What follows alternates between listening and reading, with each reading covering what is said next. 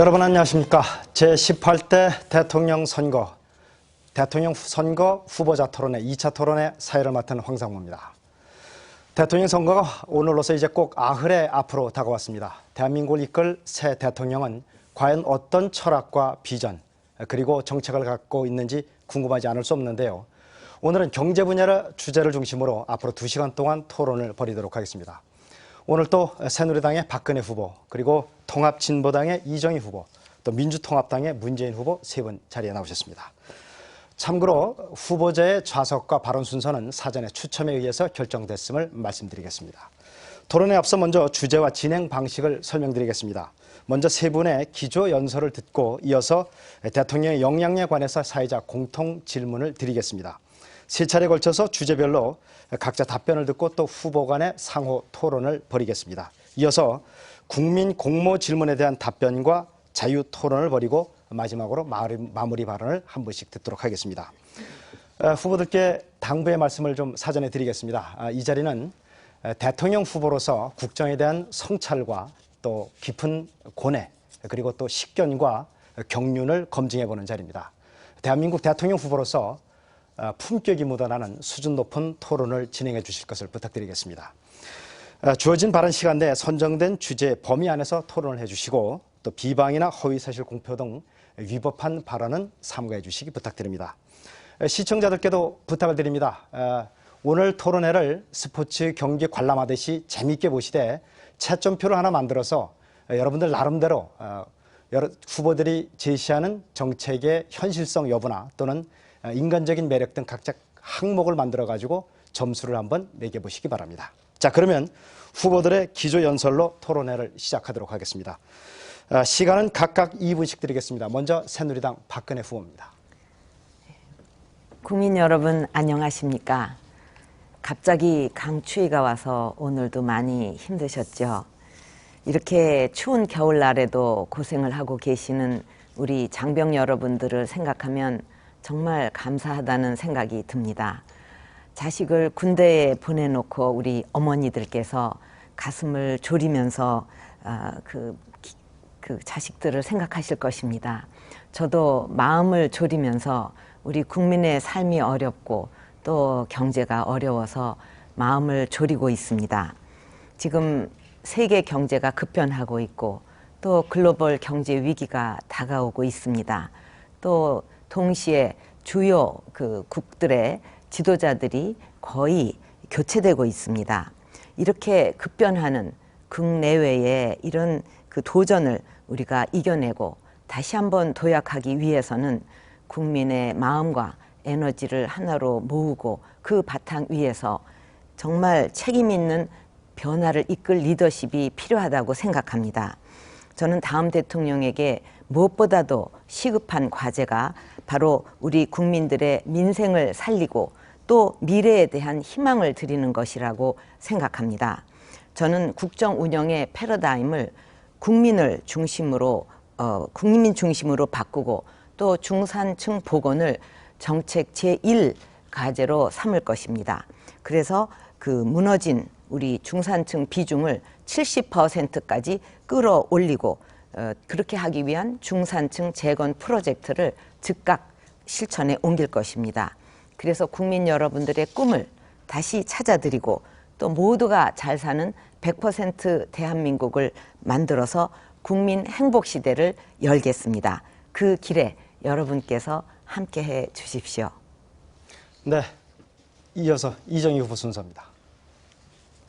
존경하는 국민 여러분, 통합진보당 기호 3번 이정희입니다. 지난 1차 토론 뒤에 새누리당이 이정희 방지법을 발의했습니다. 토론을 보고 분리하니까 이제 기회조차 주면 안 되겠다 하시니 놀랍습니다. 이런 것이 박정희 스타일, 유신 스타일 아니면 무엇입니까? 하지만 지금 대한민국은 2012년입니다. 이제 열흘 뒤면 우리는 새로운 대통령을 뽑습니다. 대통령 위에 헌법이 있습니다. 그런데 그 헌법 위에 누가 있습니까? 바로 이건희, 정몽구 회장이 있습니다. 삼성 반도체에서 일한 황유미 씨, 26 청춘의 백혈병으로 세상을 떠났습니다. 낡은 반도체 공정, 유독약품이 유미 씨의 생명을 갉아먹었습니다. 머리가 모두 빠진 유미 씨는 깃털처럼 가벼워져서 이 세상을 떠났습니다. 유미 씨 말고도 50여 명의 노동자들이 백혈병으로 죽거나 투병 중인데 삼성은 고집스럽게도 산재가 아니라고 합니다. 정부도 삼성 편을 듭니다. 8년간의 소송 끝에 대법원에서 복직 판결을 받은 최병승 씨.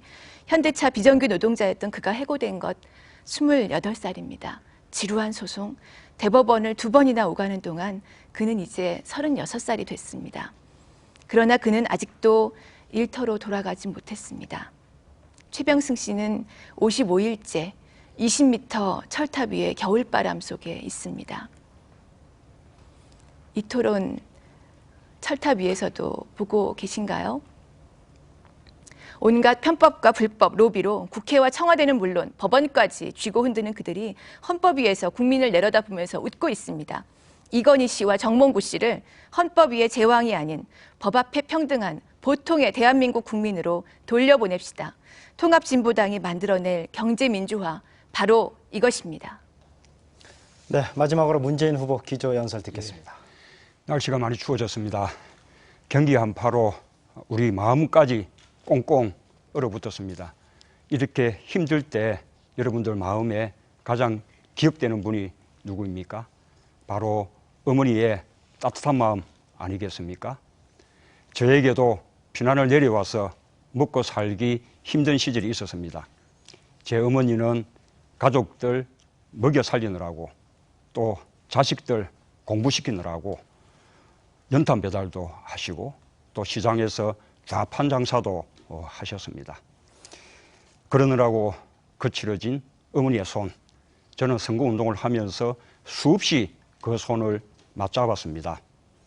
제 손을 잡고 민생 살려달라고 또 새정치 해달라고 그렇게 당부하시는 분들의 손은 바로 제 어머니의 손이었습니다. 한국의 경제를 일으키고 오늘의 한국을 만든 것은 어머니들이었다고 합니다. 어머니들의 자식을 위한 희생과 헌신 덕분에 우리는 여기까지 올 수 있었습니다. 신은 세상의 어려움을 다 해결할 수가 없어서 어머니의 마음을 창조했다라는 말이 있습니다. 저는 어머니같이 따뜻한 정부를 만들겠습니다. 얼마 전 여론조사에서 국민들의 98%가 계층 상승이 불가능할 것 같다고 답했습니다. 부도, 신분도, 사회적 지위도 대물림되는 국민 절망의 시대가 된 것입니다. 새누리당 정부의 특권 경제와 박근혜 후보의 재벌 경제로는 국민들에게 희망을 줄 수가 없습니다. 저는 서민이 중산층이 되고 중산층이 우리 사회의 중심이 되는 새로운 시대를 열겠습니다. 일자리 창출이 최고의 성장 정책이고 복지 정책이라는 말씀을 드립니다. 네, 이상으로 세 후보의 기자연설 잘 들었습니다. 자, 그러면 본격적인 정책 토론에 들어가기 앞서서 먼저 각 후보들의 역량을 알아보는 질문을 드리겠습니다. 조금 전 제가 선거방송토론위원회로부터 질문을 받았는데요. 질문을 드릴 테니까 각 후보께서 2분씩 답변을 해주시면 되겠습니다. 자, 질문입니다. 대통령의 덕목 중 하나는 위기관리 능력입니다. 위기관리 능력은 위기의 성격이 무엇인지 파악하고 문제 해결을 위한 대책을 마련하는 데 있는데요. 국가의 위기에는 주변 국가와의 위기도 있고 경제적인 위기도 있고 또 사회적 갈등에 대한 위기도 있을 것입니다. 그렇다면 지금 현재 후보자가 진단하는 가장 시급한 국가적 위기는 무엇이고 이를 극복하는 데 있어서 자신이 상대 후보보다 어떠한 강점이 있다고 생각하십니까? 자, 답변 시간은 각 2분이고요. 먼저 이번에는 이정희 후보부터 답변해 주시기 바랍니다. 지금 대한민국의 가장 큰 위기는 서민의 위기입니다. 서민들과 함께 이해하고 그리고 가슴으로 느끼고 이것이 이 서민의 위기를 풀어갈 수 있는 가장 기본이라고 생각합니다. 살아온 길을 보면 앞으로 살아갈 길도 알 수 있다고 합니다. 국회의원이 되고 나서 많은 분들을 만났습니다. 제가 변호사로 일하던 시절에는 미처 만나지 못했던 분들, 너무나 외롭고 또 힘들게 살아오신 분들, 하지만 저보다 더 바르고 또 꿋꿋하게 살아오신 분들 만났습니다. 통합진보당의 경제정책 바로 여기서 나왔습니다. 그분들이 저를 가르쳤고 또 가슴으로 느낀 그분들의 삶과 말씀이 통합진보당과 저의 힘입니다. 위기를 구하겠다는, 극복하겠다는 박근혜 후보 어떻게 사셨는지 아실 겁니다. 18년 동안 청와대라고 불리는 집에 사시다가 81년에 성북동 주택에 들어가셨습니다. 이 집은 신기수 당시 경남기업 회장이 무상으로 지어준 저택이었습니다. 잔디 깔린 마당이 있는 300평이 넘는 이 집을 거저 넘겨받으셨는데 박 후보는 증여세, 취득세, 등록세 내지 않으셨습니다. 그야말로 그냥 받으신 것이지요. 이 집 팔아서 장충동 갔다가 다시 지금 삼성동 주택으로 이사하셔서 이 기준시가 삼성동 주택 20억 원 좀 넘습니다. 우리나라에서 이렇게 사셨던 분이 아마 박 후보 단 한 분일 겁니다. 지금 대통령이 되겠다고 하십니다. 청담동 앨리스라는 드라마가 있지요. 여주인공 남자친구가 아름다운 서울의 야경을 배경으로 이런 말을 합니다. 이 많은 아파트 중에서 내가 살 수 있는 집은 없다. 저는 박근혜 후보가 집이라는 이 한 글자의 단어에서 느낄 수 있는 것이 무엇인지 궁금합니다. 머리로 이해해도 아마 월세, 전세, 매일 돌아오는 주택담보이자 무엇인지 가슴으로 못 느끼실 것입니다. 현명하게 여러분께서 판단해 주십시오. 네, 다음은 문재인 후보 순서인데요. 지금 제가 드린 질문은 국가 위기를 어떻게 극복하느냐 하는 역량에 관한 질문이었습니다. 거기에 대해서 좀 2분간 답변해 주시기 바랍니다. 예. 제가 정치에 뛰어들면서 결심한 가장 큰 목표는 통합입니다. 지금 우리 사회는 지역, 계층, 이념, 그리고 세대 갈등 등으로 논바닥처럼 갈라졌습니다. 왜 이렇게 갈라졌습니까? 편가르기 정치, 극단적인 대결과 정오의 정치 때문입니다. 지금 가장 필요한 리더십은 통합입니다. 통합의 출발은 대화와 타협입니다. 소통입니다. 저는 인권 변호사로 평생 사회와 소통해 왔습니다. 청와대에서 일할 때는 용산 미군기지 이전, 천승산 터널, 사패산 터널, 새만금 공사, 원전 폐기물 처리장 문제 등 수많은 갈등을 조정한 경험이 있습니다. 어디서부터 문제가 꼬였는지 잘 알 수 있었습니다. 저는 시민 세력과 통합해서 정치를 시작했습니다. 당을 혁신하고 안철수, 심상정 후보와 단일화를 이루었습니다. 국민연대와 힘을 합쳐 국민 후보가 됐습니다. 늘 위기라고 하면서 국민을 위협하고 또 다른 사람과 소통하지 못하는 불통의 리더십으로는 통합할 수가 없습니다. 자기만 옳은 사람은 정말 위험합니다. 부자 감세, 4대강 사업 잘 보시지 않았습니까? 지금까지 지켜온 한결같은 자세로 대화하겠습니다. 공감하고 소통하겠습니다. 진보와 보수의 틀을 뛰어넘는 대통합을 이루겠습니다. 사업만 하는 정치 끝내겠습니다. 대통합 국민내각으로 시민의 정부를 만들겠습니다. 우리 정부에서 우리 역사에서 한 번도 경험하지 못한 상생과 화합의 정치를 꼭 하겠습니다. 감사합니다. 네, 국가 위기 관리 능력에 대한 답변을 지금 듣고 있습니다. 박근혜 후보 순서입니다. 예, 저는 지금 가장 큰 위기가 민생의 위기, 또 갈등과 분열의 위기라고 생각합니다. 요즘 전국을 다니면서 많은 분들을 만나 뵙고 있는데 만나는 분마다 정말 살기 힘들다, 좀 살림살이 좀 나아지게 해달라 하는 말씀들을 많이 하십니다. 생활비에 또 아이들 교육비에 이자 부담에 돈 들어갈 곳은 많은데 이 주머니 사정은 나아지지 않고 하루하루가 정말 힘들다고들 말씀하십니다. 자영업 하시는 분들은 또 돈이 안 돈다고 이렇게 힘들어 하십니다. 제가 정치를 15년 동안 하면서 정말 많은 분들을 만났습니다. 아마 저만큼 많은 국민 여러분을 만나 뵌 사람도 드물 것입니다.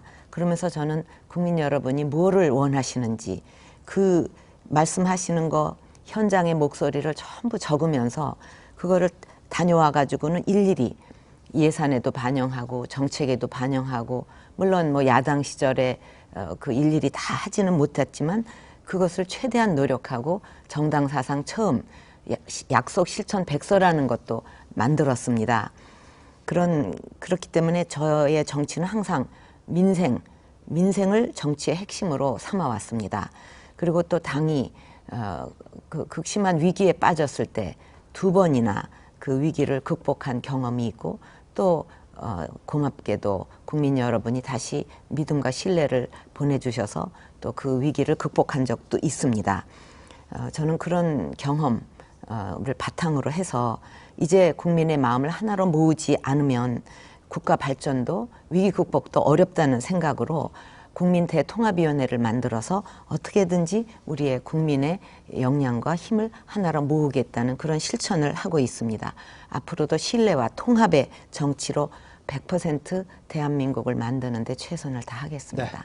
자, 이렇게 해서 세 분 후보자들로부터 국가 위기시, 대통령이 됐을 때 국가 위기시 이를 어떻게 극복해 나갈 수 있겠느냐 하는 답변을 들었습니다. 자, 그러면 지금부터는 본격적인 토론에 들어가도록 하겠습니다. 주제는 경제 분야입니다. 사회적 공통 질문에 대해서 후보자들께서 각각 답변을 한 번씩 하시고 이에 대해서 질문과 답변을 반복하는 상호 토론 순서로 이어가도록 하겠습니다. 그러면 먼저 사회적 공통 질문을 드리겠습니다. 세계 경제는 지금 글로벌 경제 위기라고 할 만큼 심각한 경기 침체를 겪고 있습니다. 우리나라도 예외가 아니어서 올해 경제 성장률이 3% 아래로 내려갈 것이 확실시되고 있습니다. 또 그래서 앞으로 수년간 이 같은 불황이 계속될 것으로 예상됩니다. 일반 국민들은 물론이고 중소기업이나 자영업자 심지어 상당수의 대기업들도 어려움을 토로하고 있습니다. 자, 후보들께서는 대통령이 되시면 경기 침체를 해소하기 위해서 어떤 경제 정책을 쓸 것인지 또 어디에 우선순위를 둘 것인지 말씀해 주시기 바랍니다. 답변 시간은 1분 30초씩입니다. 이번에는 먼저 문재인 후보부터 말씀해 주시죠. 경기 침체로 인한 국민의 고통을 해결하고 성장도 살리면서 또 국민들이 모두 함께 잘 살게 만드는 그런 정책의 핵심이 바로 경제민주화와 일자리입니다.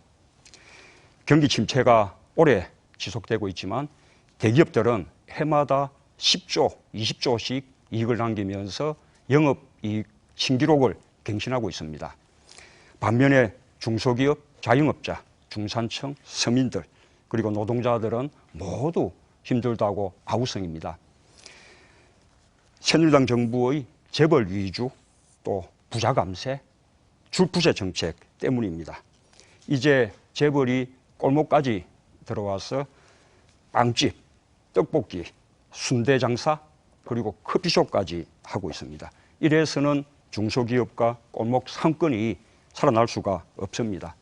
정부가 성장을 추진하는 것은 국민 모두가 잘 먹고 잘 살게 하기 위한 것입니다. 성장의 혜택이 골고루 돌아가도록 경제 민주화해야 합니다. 그래야 중산층 서민들의 소득이 늘어나고 또 소비가 늘어나고 내수가 살아나서 경제가 성장하는 선순환을 이룰 수 있습니다. 또 그래야 일자리가 많이 만들어질 수 있습니다. 제가 경제 민주화 또 일자리 정책에 국가 경제 정책의 최우선 순위를 두겠습니다. 감사합니다. 네, 이번에는 박근혜 후보로부터 말씀 듣겠습니다. 경기 침체를 극복하기 위해서 해소하기 위해서 저는 단기 대책과 장기 대책으로 나누어서 생각해 볼 필요가 있다고 봅니다. 단기 대책으로는 우선 돈이 돌아야 합니다. 몸속에도 피가 이렇게 돌아야 몸이 건강하듯이 우리 경제도 돈이 돌아야만 경기가 살아날 것입니다. 그래서 그 해결 방법으로 가계부채 문제 해결하고 또 부동산 거래 활성화하고 또 중소기업과 자영업을 집중 지원을 해서 우리 서민들 주머니 두툼하게 해드리면서 얼어붙은 소비와 내수가 그 내수의 온기가 돌게 하겠습니다. 장기적인 대책으로는 우리 경제의 체질을 개선해야 됩니다. 그리고 새로운 성장 동력을 창출해야 됩니다. 그것은 마치 우리 몸의 기초 체력을 튼튼하게 하는 것과 같습니다. 그 방법으로 저는 과학기술 또 정보통신기술을 전 산업에 적용하고 또 융합해서 제조업의 경쟁력도 살리고 또 서비스 산업의 생산력도 높임으로써 새로운 일자리를 창출하겠습니다. 그리고 이제는 인적 자본, 사회적 자본에 대대적인 투자를 해서 우리 경제가 이렇게 모방형이 아니라 이제 선도형으로 나가야 되고 또 중소기업을 육성해서 수출과 내수가 함께 가는 이런 쌍끌이 경제로 만들겠습니다. 네, 지금은 경제 정책에 대한 질문과 답변을 듣고 있는데요. 제 질문의 요지는 경기 침체를 어떻게 해소할 것인지 또 어디다가 정책의 우선순위를 둘 것인지 하는 것입니다. 이번에는 이정희 후보 답변해 주십시오. 우리 경제 어렵지 않다던 때가 언제 있었던가요? 재벌 기업들 호황이어도 정부, 보수 언론, 재벌은 늘 지금이 어렵다, 위기다, 모두 허리띠 졸라매자 이런 말을 되풀이해왔습니다.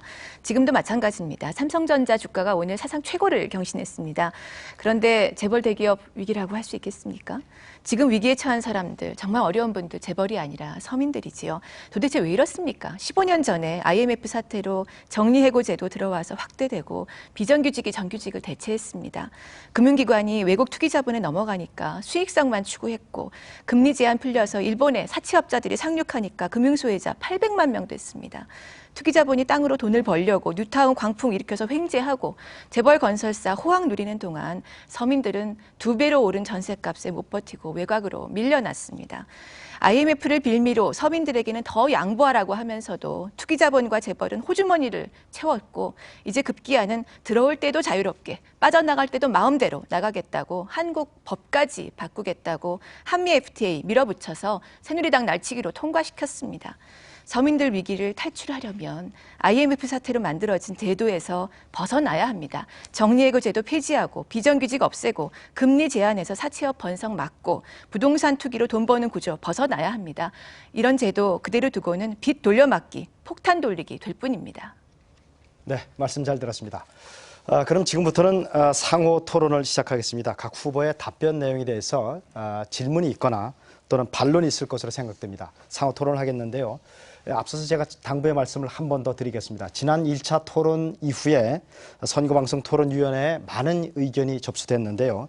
후보들께서는 주제에 대한 심도 있는 토론을 꼭 좀 해달라는 부탁이었습니다.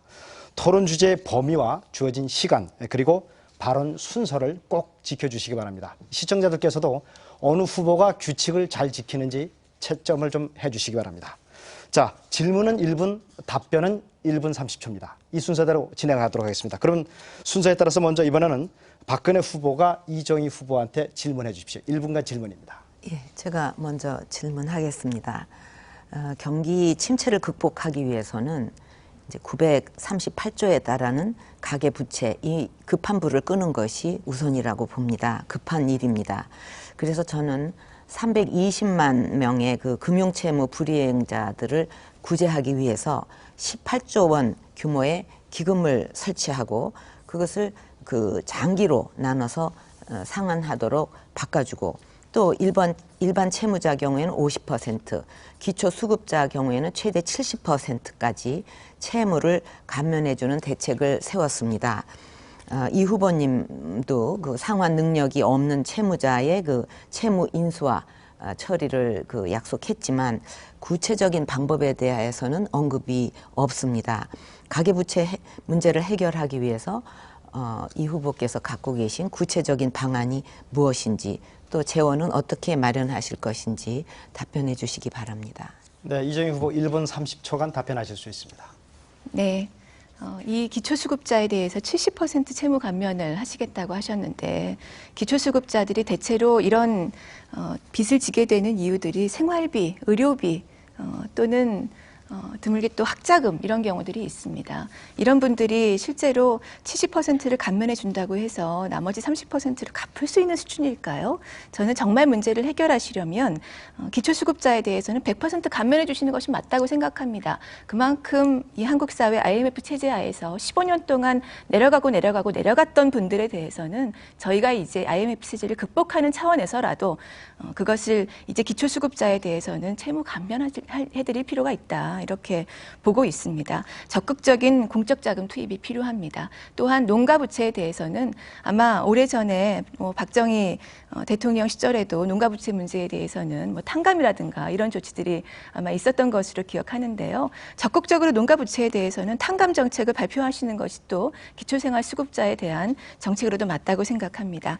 저희는 또한 서민은행을 만들 계획을 가지고 있습니다. 지금 국책은행들을 민영화하고 외국 자본이 66.2% 지분을 가지고 있는데 외국 투기 자본에 팔 것이 아니라 서민은의 역할을 제대로 해서 그래서 이분들이 자립할 수 있도록 그런 관계망들을 만들어 나가는 것이 굉장히 중요하다고 보고 있습니다. 그런 재원들은 저희는 고소득자에 대한 증세로서 만들어낼 것입니다. 네.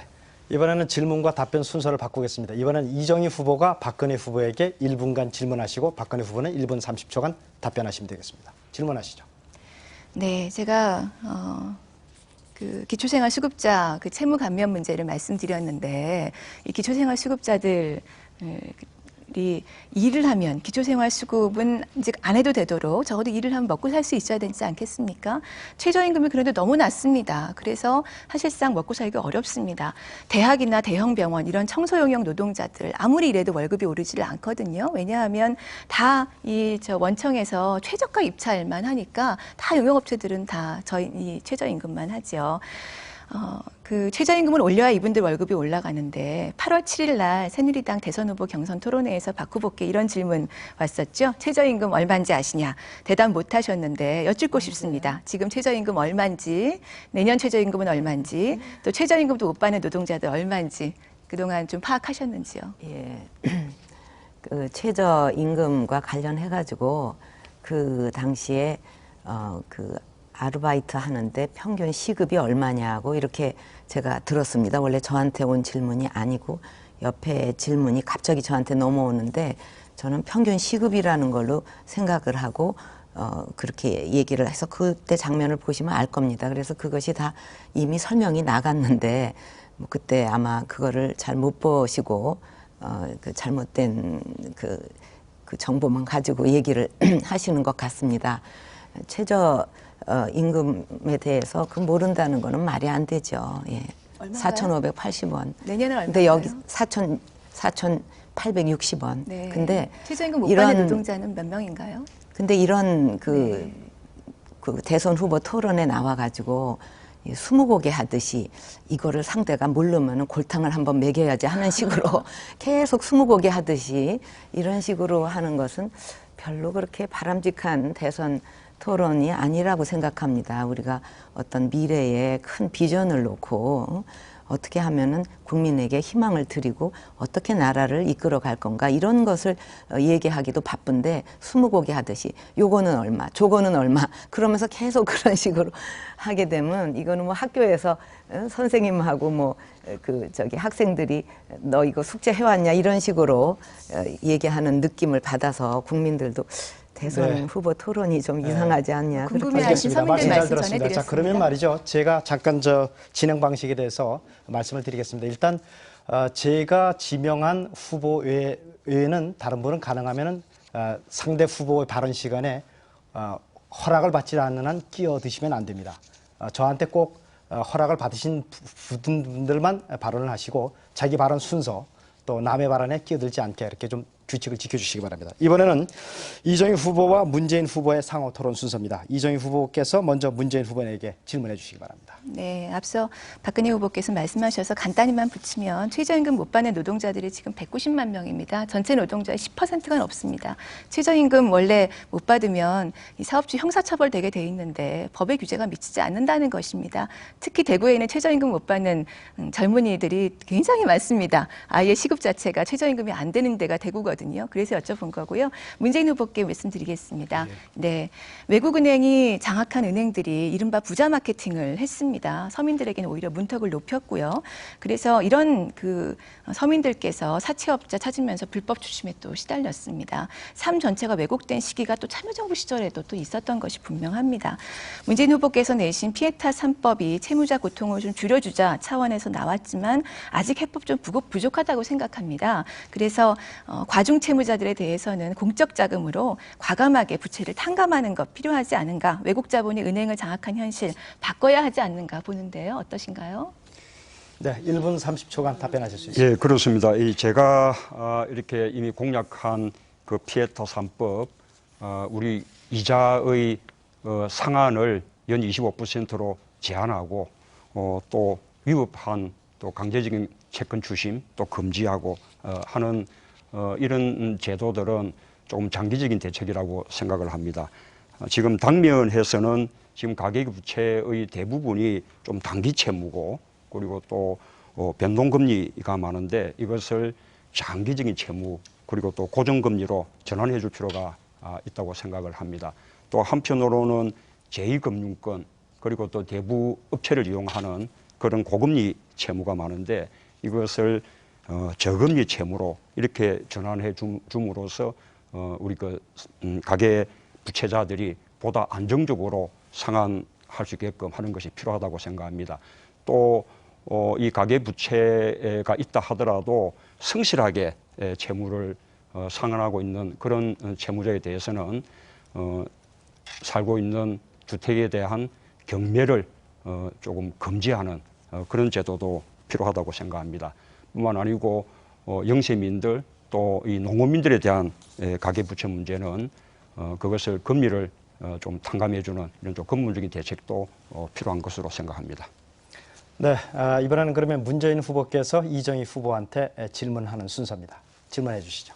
예, 우리 이정희 후보님 그리고 또 통합진보당에서는 좀 제가 보기에 좀 이상적인 그런 복지 정책을 공약을 하면서 그 이제 재원 마련을 위해서 좀 한꺼번에 너무 급격한 그런 정세를 하겠다고 하는 거 아닌가. 그러면 복지에는 좋을지 몰라도 우리 경제에 좀 주름살이 주어지지 않을까 그런 염려가 한편으로 좀 듭니다. 또 한편으로는 그렇게 하게 되면 부자들뿐만 아니라 서민층의 세금 부담도 증가할 우려가 있지 않느냐. 지금 간이과세 제도를 정비를 해서 이 4조 원의 추가 세수를 확보를 하겠다는 그런 계획인데 그렇게 되면 연매출 2,400만에서 4,800만 이렇게 되는 영세 자영업자들의 세 부담이 크게 늘어날 수 있거든요. 우선 당장 그분들의 부가가치세 추가 부담만 해도 1조 3천억 원 정도 늘어난다는 그런 추산이 있습니다. 이런 지적에 대해서 어떻게 생각하십니까? 이정희 후보 답변하시죠. 네, 복지를 위해서는 당연히 국가의 세수가 있어야 하는 것이고요. 그것 없이 복지를 늘리겠다는 것은 사실 아주 조금만 늘리겠다는 것이거나 아니면 거짓말이거나 둘 중에 하나지요. 그래서 적극적인 고소득층 증세가 필요하다 이렇게 말씀드렸는데요. 지금 서민들 주머니가 사실 텅 비었습니다. 지금 뭐 월급쟁이들 그 월급 받으시는 분들 유리지갑이다 이렇게 스스로 말씀하시는 정도고 그래서 이분들이 더 낼 여력이 사실 없습니다. 그런데 저희는 고소득층 증세가 가장 중요하다고 보고 그리고 그 한 달에 그 과세 표준으로 봐서 3억 원 정도 이상이니까 그러면 한 달에 한 4천만 원, 5천만 원 버시는 분들이 또 계시거든요. 한 10,000명 정도 계십니다. 그런 분들한테서 한 연간 한 1조 원 정도 더 걷겠다 이런 계획도 가지고 있고요. 또 재벌 대기업 한 200개 정도에서부터 연간 한 13조 원 더 걷겠다 이런 계획 가지고 있는데요. 간이과세 제도에 대해서는 이것 자체는 정비는 필요합니다. 그런데 저희는 어떤 계획을 가지고 있냐면 이 주로 음식점 하시는 분들, 작은 사업 하시는 분들이 많으신데 이분들한테 고용을 늘리도록 차라리 지금은 재료를 사는 것만 부가세에서 빼드렸는데 고용을 늘리면 그것 자체를 부가세에서 더 빼드리는 방식으로 하면 고용도 늘어나고 세원도 투명해지고 거기서 혹시나 간이과세 제도를 혹시 또 잘못 이용하시는 분들한테는 또 투명한 세원에서 받아내고 이런 제도를 계획하고 있습니다. 그래서 거기서 자연스럽게 세수들이 또 일정하게 늘어나는 부분들이 있을 거라고 보는데요. 그건 정상적인 조정이라고 봐야 되겠죠. 네, 말씀 잘 들었습니다. 자, 이번에는 문재인 후보와 박근혜 후보 간 두 분의 상호 토론 순서입니다. 먼저 문재인 후보께서 박근혜 후보한테 질문해 주시기 바랍니다. 예, 우리 박근혜 후보님도 이명박 정부를 민생에서 실패한 정권이다라고 하셨습니다. 제가 두 가지를 여쭙고 싶습니다. 민생만 실패했냐? 우선 민주주의도 경제 성장도 또 남북 관계도 안보도 지방 균형 발전도 모두 다 파탄나거나 못해지지 않았는가? 또 물가도 너무 많이 오르지 않았는가? 방금 아까 또 말씀하신 바와 같이 가계부채도 새누리당 정부에서 너무 크게 증가한 것이 아닌가? 이에 대해서는 어떻게 평가하시는지 여쭙고 싶고요. 두 번째로는 새누리당과 박 후보가 지난 5년 동안 4대강 또 이 부자 감세 등 무려 115개 반민생 법안과 또 해마다 예산안을 날치기를 통과해서 이렇게 민생이 파탄났다고 보는데 이명박 정권의 민생 실패에 우리 박 후보는 공동 책임이 없습니까? 두 가지 묻고 싶습니다. 네, 박근혜 후보 1분 30초간 답변하실 수 있습니다. 예, 그 참여 정부 때 얘기를 먼저 안 할 수가 없는데 지금 문제가 되고 있는 그 부동산 그 폭등으로 그 거품이 꺼져서 지금 문제가 되고 있지만 그때 부동산 값이 최고로 뛰었고 역대 또 양극화도 가장 심해졌고 또 지금 굉장히 지금 우리 시급한 문제의 하나로 생각하고 있는 등록금도 역대 최고로 올랐습니다. 그러면 그래가지고 그냥 경기가 침체가 되고 해가지고 사실은 그 당시에 그 이제 이 정부가 들었을 때 그런 거에 대한 국민들의 그 원망 이런 걸로다가 그 정권이 바뀌었다고 보는데 지금 말씀하시는 그런 내용들은 사실은 그 뭐랄까 그 당시에 그 이루어졌던 것의 연장선상에서 지금도 고통을 받고 있는 것이 상당히 많습니다.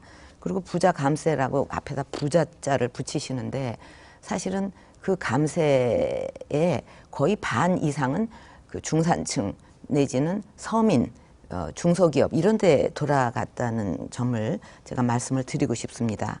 그리고 또 이게 공동 책임이 없느냐 그러시는데 사실은 지난 그 5년 동안 그 야당에서 맨날 무슨 일이 있으면은 그 박근혜가 답해라. 박근혜는 어떻게 생각하냐. 박근혜는 네. 이 정부가 불법 사찰했다. 이러면서 박 후보님, 계속 네. 그렇게 하신 거 기억나세요? 답변 시간은 이제 다 됐습니다. 예. 예. 자, 이제 박 후보께서 문재인 후보님한테 1분간 질문을 해줄 수 있습니다. 문 후보님은 1분 30초간 답변하실 수 있습니다. 질문하시죠. 예, 지금 우리 그 사회의 허리라고 할 수 있는 중산층이 무너지고 있고 그래서 앞으로 저는 중산층을 70%까지 재건을 시키겠다. 이것을 이제 최우선 과제로 삼고 그것을 재건하기 위한 10대 과제를 이제 그 추진을 해서 서민층을 중산층으로 또 빈곤층을 서민층으로 끌어올릴 계획을 가지고 있습니다. 근데 양극화와 중산층 붕괴가 가장 심각했던 때가 바로 참여정부 때였다. 그때 중산층 비중이 69%에서 63으로 떨어졌고 가계부채, 뭐 부동산, 대학 등록금 모두 급등을 했습니다. 지금 문 후보님 경제 정책을 보면 그 실패한 참여정부 정책하고 크게 다르지가 않은 것 같습니다. 당시에 세계 경기가 호황이었는데 우리나라만 세계 평균에도 미치지를 못했어요, 성장률이. 그러면 그렇게 호황일 때도 우리 그 성장률이 세계 평균도 못 미쳤다면 지금 이런 네. 위기에서 어떻게 양극화를 네. 해소하실 것인지. 질문 요진 다 나온 예. 것 같습니다. 자, 문 후보님 답변하시죠. 예, 참여정부가 민생을 충분히 보살피지 못했다. 또 양극화도 충분히 대응하지 못했다. 그런 지적은 저도 겸허하게 받아들입니다. 그러나 참여정부와 지금 이명박 정부를 비교해 보면 그 양극화도 민생 파탄도 이명박 정부에서 훨씬 심해진 거 아닙니까? 그 온 국민들이 다 알고 있는 바죠. 뿐만 아니라 참여정부가 민생을 제대로 이렇게 하지 못했던 부분은 이미 2007년 대선 때 다 충분히 심판받았죠. 지금은 2012년 18대 대통령 선거지 않습니까? 새누리당 집권 지난 5년을 심판하는 그런 선거이거든요. 이제는 새누리당이 정말 민생 파탄, 방금 말씀하신 중산층 서민들 삶을 무너뜨리고 양극화가 더 심해지고 그렇게 했다면 이제는 새누리당이 심판받을 차례라고 생각합니다. 지금 뿐만 아닙니다. 이런 민생만 그런 것이 아니라 경제 성장률도 지금 2%대까지는 떨어지지 않습니까? 우리 국가 경쟁력 순위도 원래 11위 정도 했던 것이 지금 24위로 이렇게 추락을 했거든요. 뿐만 아니고 물가 상승도 훨씬 높지 않았습니까? 우리 그 근로자들의 실질 임금 상승률이 새누리당 정부 아래에서 마이너스 7%였거든요. 이러니 서민들의 삶이 무너지지 않을 수 있겠습니까? 네. 그에 대해서 심판을 여기까지 이렇게 받으셔야죠. 듣겠습니다. 네. 이렇게 해서 세 분 말씀 잘 들었고요. 첫 번째 토론 주제는 여기서 마치겠습니다. 그러면 두 번째 토론 주제로 넘어가겠습니다. 이번에는 경제 민주화 실천 방안입니다. 이번 주제도 역시 사회적 공통 질문 후에 각 후보자의 답변을 들은 후에 다시 또 세 분의 상호 토론을 이어가도록 하겠습니다. 그럼 먼저 사회자 공통 질문을 드리도록 하겠습니다. 여야 후보 모두 경제 분야에서 공통으로 내걸고 있는 것이 이른바 경제 민주화입니다. 그런데 내용을 들여다보면 실현 방안은 적잖이 다름을 느낄 수가 있습니다. 경제 민주화에 대한 후보 여러분들의 기본 입장은 무엇이고 또 어떠한 정책을 추진하겠다는 것인지, 현실에서 이것이 적용은 가능한 것인지, 부작용은 없겠는지, 또 상대 후보의 정책보다 자신이 내세우고 있는 방안이 왜 더 우월한지 말씀을 해주시기 바랍니다. 답변 시간은 역시 1분 30초씩 드리겠고요. 이번에는 이정희 후보부터 답변해 주시기 바랍니다. 네, 새누리당도 경제민주화를 말씀하시는데 재벌에게 트럭으로 정치자금 받고 또 재벌에게 은행 주는 법안, 또 몇 조씩 세금 깎아주는 법안, 날치기로 밀어붙인 새누리당이 말하는 재벌개혁이 과연 어울리기나 하는 것인지 모르겠습니다.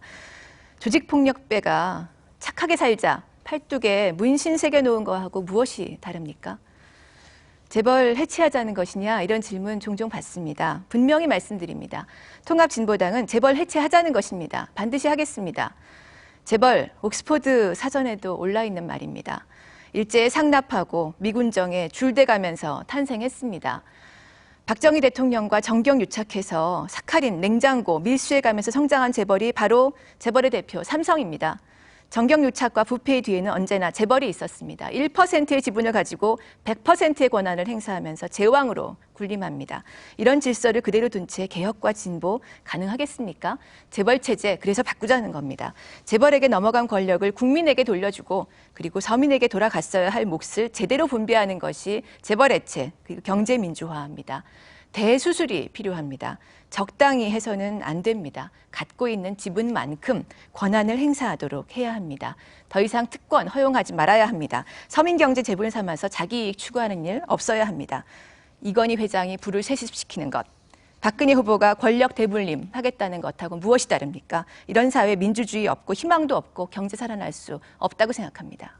네, 이정희 후보 말씀드렸고요. 이번에는 문재인 후보 말씀 듣겠습니다. 예, 우리 경제의 성장률이 뚝 떨어졌습니다.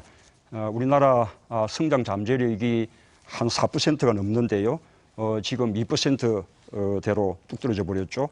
세계적인 경기 탓도 있지만 우리의 시장 경제가 공정하지 못하고 병들었기 때문입니다. 우리나라에서는 80년대 이후에는 이 창업한 민간 기업 중에 10대 재벌은 고사하고 30대 재벌 기업으로도 이렇게 성장한 기업이 없습니다. 그 미국을 보면 애플이나 마이크로소프트, 구글 같은 그런 기업들이 최상위 기업으로 급성장하지 않았습니까? 이 재벌은 온갖 특혜로 그렇게 성장을 하고 성장의 사다리를 걷어차서 중소기업의 성장을 막고 이제는 그 영역까지 침범하고 있는 거죠. 그 때문에 시장 경제의 장점이 죽었습니다. 재벌 개혁하고 시장 경제의 공정한 경쟁 질서를 확립해서 시장 경제의 장점을 살리는 것이 곧 경제 민주화입니다. 소수 재벌만이 아니라 국가 경제 공동체 구성원 모두가 함께 성장하도록 해서 국가 경제의 토대를 튼튼하고 또 성장이 지속 가능하게 하자는 것이 경제 민주화입니다. 재벌 대기업이 빵집하고 떡볶이 순대까지 이렇게 했어야 되겠습니까? 재벌 기업은 꼴목이 아니라 세계와 경쟁해야 합니다. 제가 경제 민주화 확실히 하겠습니다. 네, 마지막으로 박근혜 후보로부터 말씀 듣겠습니다. 예, 제가 생각하는 그 경제 민주화는 우리 시장을 공정하고 투명한 이런 그 시장 경제를 바로 잡아서 확립해 갖고 누구나 열심히 노력하면 그마탄 보상과 대가를 받을 수 있고 또 자기의 꿈과 그 목표를 이룰 수 있다는 그런 확신을 갖게 하는 그런 환경을 만들자는 것입니다. 또 그렇게 돼야만 국민들이 중소기업이나 어디나 할 것 없이 정말 신바람이 나서 그 일을 할 것이고 또 우리 경제도 활력이 나고 경기에도 살아나지 않겠느냐 이렇게 생각을 합니다. 근데 경제 민주화에 있어서 대기업 개혁은 아주 그 중요한 부분입니다. 저는 대기업이 잘못하는 일은 철저하게 바로 잡을 것입니다. 대주주가 과도하게 자기의 사익을 추구하거나 또는 불공정 거래를 일삼거나 또 골목 상권까지 장악하는 이런 일은 저는 더 이상 못하도록 확실하게 막겠습니다. 또 대기업의 범법 행위에 대해서도 면죄부를 주는 일은 없도록 하겠습니다. 그런데 제가 만든 그 경제 민주화, 이것이 한 어떤 경제지가 이제 그 경제 민주화 공약이 비교가 됐는데, 제가 내놓은 그 경제 민주화 정책은 타 후보 것보다 약하게 보이지만 가장 파괴력이 있는 그 정책이다, 이런 평가를 내렸습니다. 그만큼 그 저의 그 경제 민주화는 실천 가능성이 높고 또 국민들에게 실질적인 도움을 드릴 수 있는 그런 정책이라는 방증 아니겠나 생각합니다. 잘 들었습니다. 자, 이렇게 경제 민주화에 대한 기본 입장과 어떤 실천 방안을 가지고 이것을 실천할 것인지에 대해서 세 후보로부터 말씀을 들었습니다. 그러면 여기에 대해서 상호 토론을 이어가도록 하겠습니다. 진행 요령은 조금 전과 똑같습니다. 질문은 1분이고 답변 시간은 1분 반씩입니다. 그러면 정해진 순서에 따라서 이번에는 먼저 문재인 후보가 이정희 후보에게 질문을 해주시기 바랍니다. 예, 이렇게 그 재벌 개혁이 우리 이 경제 민주화의 어떤 핵심이라고 그렇게 생각을 합니다.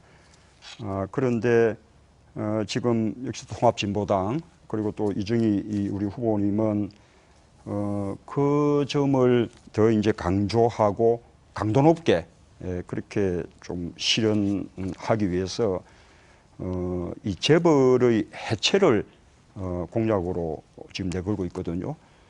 저는 재벌은 뭐 응당 계획돼야 하지만, 그렇다고 재벌이 갖고 있는 우리 경제에 대한 순기능, 또 세계 경제에서 이렇게 갖고 있는 어떤 세계적인 경쟁력, 이것까지 해쳐서는 안 되지 않을까, 그렇게 생각을 하거든요. 제가 생각하는 재벌 개혁의 목표는 이 재벌 기업이 국민들로부터 오히려 사랑받게 하는 것, 이렇게 그런 방향으로 가야 되지 않을까, 그렇게 생각합니다만, 이 지적에 대해서 어떻게 생각하십니까? 네, 이정희 후보 답변하시기 바랍니다. 지금 이건희 회장이 며칠 전에 이재용 씨 아드님이신 이분을 삼성 이제 부회장으로 임명하셨다는 속보들이 뉴스에 많이 나왔죠. 수백억 원대의 손실을 인터넷 사업에서 이미 보신 분이죠. 정상적인 상황이라면 사실 이런 것은 경영 능력을 봤을 때 그 경영권이 승계되지 않는 것이 마땅한 판단이겠지요. 그러나 승계가 됩니다. 우리 국민들은 아들이니까 당연히 그렇겠지 이렇게 생각합니다. 그것을 깨는 것이 필요하죠. 그런데 이것은 이런 재벌의 부가 개인에게 집중되고 총수일가로 내려가는, 그래서 대물림되고 상속되는 이것을 어떻게 과연 풀어헤칠 것이냐 하는 것이 저는 굉장히 중요하다고 봅니다. 이런 부의 집중 구조는 바로 수술이 정말 필요한 거지요. 그 수술을 저는 해체라고 부르는 것입니다. 순기능이 정말 남으려면 이런 일이 없어야 되는 것이지요. 네. 네, 시간이 좀 남으셨는데 일단 그러면 답변은 여기까지 듣는 거로 하겠습니다. 그러면 이번에는 이정희 후보께서 문재인 후보에게 질문을 하실 차례입니다. 질문은 1분간, 답변은 1분 반입니다. 질문하시죠. 삼성 엑스파일 기억하실 겁니다. 중앙일보의 홍석현 회장이 삼성그룹 이학수 부회장에게 지난 97년 신라호텔에서 새누리당 전신인 신한국당의 이회창 후보 등에게 정치자금 주자 이렇게 공모한 것이 밝혀진 사건입니다. 이회창 후보 얼마 전에 박근혜 후보 지지선언도 하셨는데요. 삼성이 검사들에게 뇌물 준 것 보고하는 내용도 이 엑스파일에 있었습니다. 이 사건을 통해서 삼성과 우리 사회 기득권층의 추악한 유착이 드러났고 온 국민이 분노했습니다. 지난번 첫 번째 토론회에서 문 후보님께서 참여정부의 삼성 장학생은 없었다고 말씀하셨는데, 그런데 삼성 엑스파일에 등장하는 중앙일보의 홍석현 회장, 삼성 이건희 회장의 큰 처남이신데 당시에 대선 자금 배달 관련돼 있지 않습니까? 참여정부 당시인 2005년에 주미대사 하셨고 엑스파일 사건으로 사임하셨습니다. 이것만으로도 참여정부와 삼성과의 관계 어땠는지 드러난 것 아닌가요? 네, 문 후보님 답변 순서입니다. 저는 이 재벌 기업이나 대기업 자체가 문제가 아니라 총수들의 잘못된 행태, 그리고 이 비민주적인 지배구조, 또 의사결정 구조가 문제라고 생각합니다. 방금 말씀하신 내용들은 우리 사회의 어떤 정경유착 구조, 그리고 정치 권력과 재벌과 검찰 간의 어떤 특권 카르텔, 이 부분을 잘 지적해 주신 것 같습니다. 그 중심에 늘 새누리당이 있어 왔지 않습니까? 지금 이해창 후보가 이렇게 다시 박근혜 후보 진영에 합류한 것도 바로 새누리당의 어떤 DNA가 그런 정경유착의 어떤 뿌리 깊은 그 DNA에 토대에 있다라는 것을 다시 보여주는 것이라고 생각합니다. 참여정부 때 재벌 개혁을 제대로 하지 못했다라는 지적 역시 제가 받아들입니다. 그때 그 당시에 저는 정책을 담당하는 사람이 아니었습니다만 참여정부가 전체적으로 그에 대한 인식이 부족했다고 생각합니다. 그러나 이제는 경제민주화가 시대적인 화두가 됐고 그다음에 그 구체적인 방안으로 재벌 개혁이 꼭 필요하다는 점에 대해서는 우리가 인식을 같이 하고 있기 때문에 이제는 제대로 할 수 있겠다고 그렇게 말씀드릴 수 있을 것 같습니다. 네. 이어서 박근혜 후보와 문재인 후보 간의 상호 토론을 듣도록 하겠습니다. 먼저 박근혜 후보께서 질문을 하시고 문재인 후보께서 답변을 해주시기 바랍니다. 예. 문 후보님 경제민주화 핵심 공약을 보면은 이제 참여정부 시절에 약속하고도 지키지 않은 내용들입니다. 그러니까 당시 출총제를 폐지한다고 했다가 무력화시켰고 또 계열분리 청구제를 도입한다고 그랬다가 또 철회했고 공정위의 전속 고발권 폐지 약속도 지키지 못했습니다. 그러면 그때는 약속을 실천하지 않고 이번에는 왜 또 공약으로 내거셨는지 궁금합니다. 또 기존 순환 출자 금지도 3년 후에 결과를 보고서 조치를 하겠다는 말씀인데 대통령 임기 4년 차에 과연 그런 일을 하실 수 있겠는지 더군다나 이제 공동 정부를 구성하겠다고 하면서 거기에 그 참여한 분들이 그 기존 순환 출자 금지라든가 출총제라든가 또 계열 분리 명령제 같은 이런 핵심 정책에 대해서 문 후보님하고 반대 입장을 가지고 있습니다. 그러면 이런 약속들을 어떻게 지키실 것인지 답해 주시기 바랍니다. 네, 답변하시죠. 우리가 안철수 후보님 또는 그 지지 세력 그리고 또 시민사회 세력과 함께 우리가 통합의 정치를 한다고 해서 모든 정책이 100%다 일치할 수는 없는 것이죠. 99% 일치하면 함께하기에 충분한 것이고요. 나머지 1%는 문재인 정부가 결정하는 것이죠. 그리고 계열 분리 명령 청구제는 제가 공략한 바가 없다는 말씀을 드리고요. 출자 총액 제한 제도는 이명박 정부에서 폐지해 버렸죠. 그 바람에 이명박 정부에서 이 10대 재벌들의 계열사가 300개 이상 증가를 하고 또 30대 재벌들의 계열사는 600개 이상 증가를 했거든요. 이 사람이 새로 생긴 계열사들이 무슨 일을 하냐. 아까 말씀드린 피자 가게, 떡볶이, 순대, 또 뭐 커피숍 이렇게 모두 중소기업들이 하는 또 골목 상권들이 하는 업종을 침범한 거죠. 이래서 다시 출자 총액 제한 제도가 필요하게 된 것 아니겠습니까? 지금 순환 출자 이 해소 부분을 말씀하셨는데 지금 경제민주화 상징이라고 하는 김종인 전 수석도 기존의 순환 출자 해소하지 않으면 이것은 경제민주화하지 않는 것이다. 재벌개혁 불가능한 것이다. 그렇게 이야기하지 않았습니까? 네, 여기까지 이제 답변을 들었습니다. 그러면 이번에는 문재인 후보가 박근혜 후보에게 곧이어서 계속 질문을 하는 순서가 되겠습니다. 질문하시죠.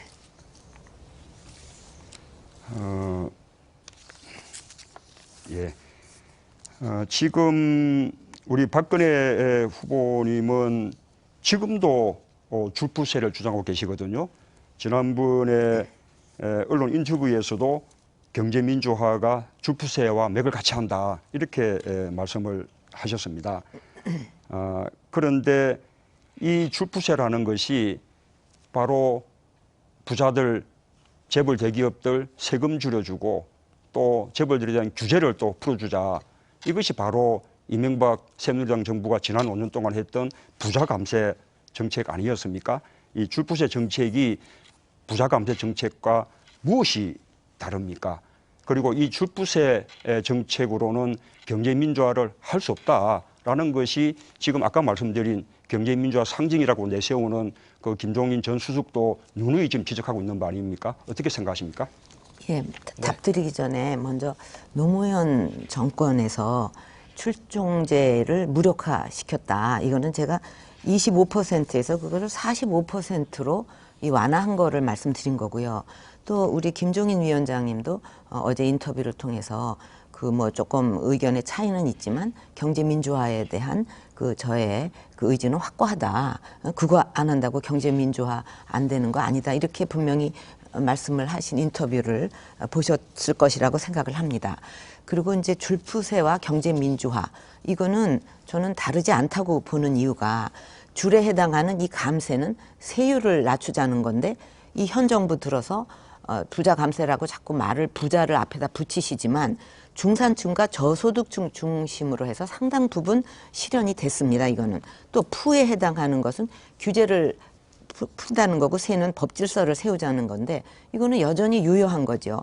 불필요한 규제를 풀어서 경제 활성화를 시킨다는 것은 나라 곳간을 채우는 일이니까 그것이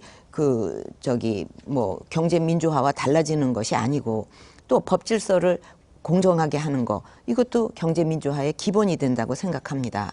근데 지금 이제 우리나라가 뭐 성장이 됐다, 뭐 선진국에 가깝다 해도 그 성장의 온기가 골고루 퍼지지 못하는 이런 게 큰 문제라고 생각을 합니다.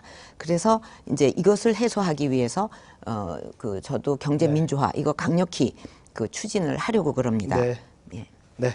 예, 여기까지 말씀 들었습니다. 자, 두 번째 주제에 대한 상호 토론, 마지막 순서는 이정희 후보가 박근혜 후보 간의 상호 토론을 듣겠습니다. 이정희 후보가 먼저 박근혜 후보에게 질문을 해주시죠.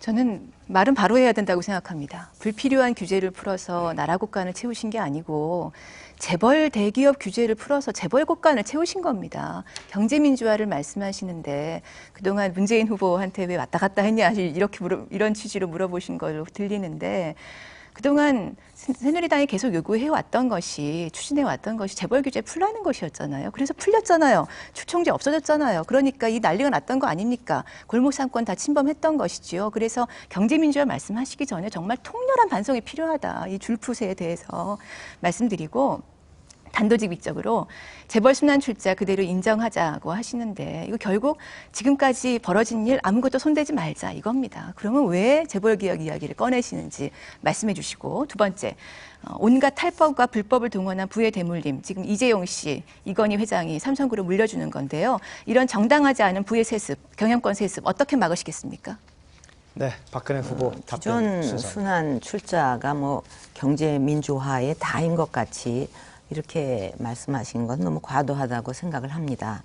우선 지금 우리 글로벌 경제 위기가 닥치고 있고, 또 우리 경제도 지금 상당히 어려운데, 그동안에 어쨌든 순환 출자는 합법적으로 인정이 됐던 것이죠. 그걸 갖다가 지금 갑자기 이제 다 끊으라, 고리를. 그렇게 되면은 수조의 돈을 갖다가 이제 그 고리를 끊기 위해서 투입을 해야 되는데, 저는 그렇게 되면 이게 법의 안정성, 경제가 심리라고 그러는데, 그때는 합법이라고 해놓고 이거를 다 지금 갑자기 아니라고 한다고 할 때 굉장히 이것이 경제에 주는 좀 나쁜 악영향도 생각해야 되고, 또 그 돈을 갖다가 오히려 투자나 일자리를 만드는데 쓰게 되면 실질적으로 국민에게 도움이 될 거 아니냐.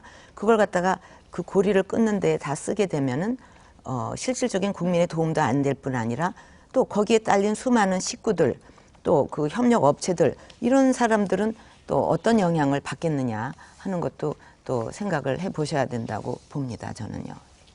네, 박근혜 후보 시간이 조금 남았습니다만 답변이 충분한 것으로 보고, 다음 순서로 박근혜 후보가 이번에는 이정희 후보에게 질문을 드리는 순서로 넘어가겠습니다. 자, 질문하시죠. 우리 이 후보님 대기업 집단 정책을 보면 우리 문 후보님하고 유사합니다. 매우 유사합니다.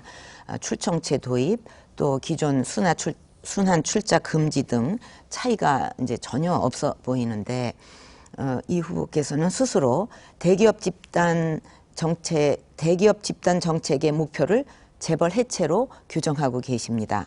그런데 같은 공약을 내세우면서 문재인 후보께서는 재벌 해체가 아니다, 이제 이렇게 말씀을 하셔서, 이게 어떤 분 말씀이 맞는 것인가 이제 제가 궁금하고요. 또 과도한 재벌 죽이기 정책은 결국 투자 위축으로 이어져서 잠재 성장률 저하라든가 일자리 감소로 이어지지 않겠는가 하는 생각입니다.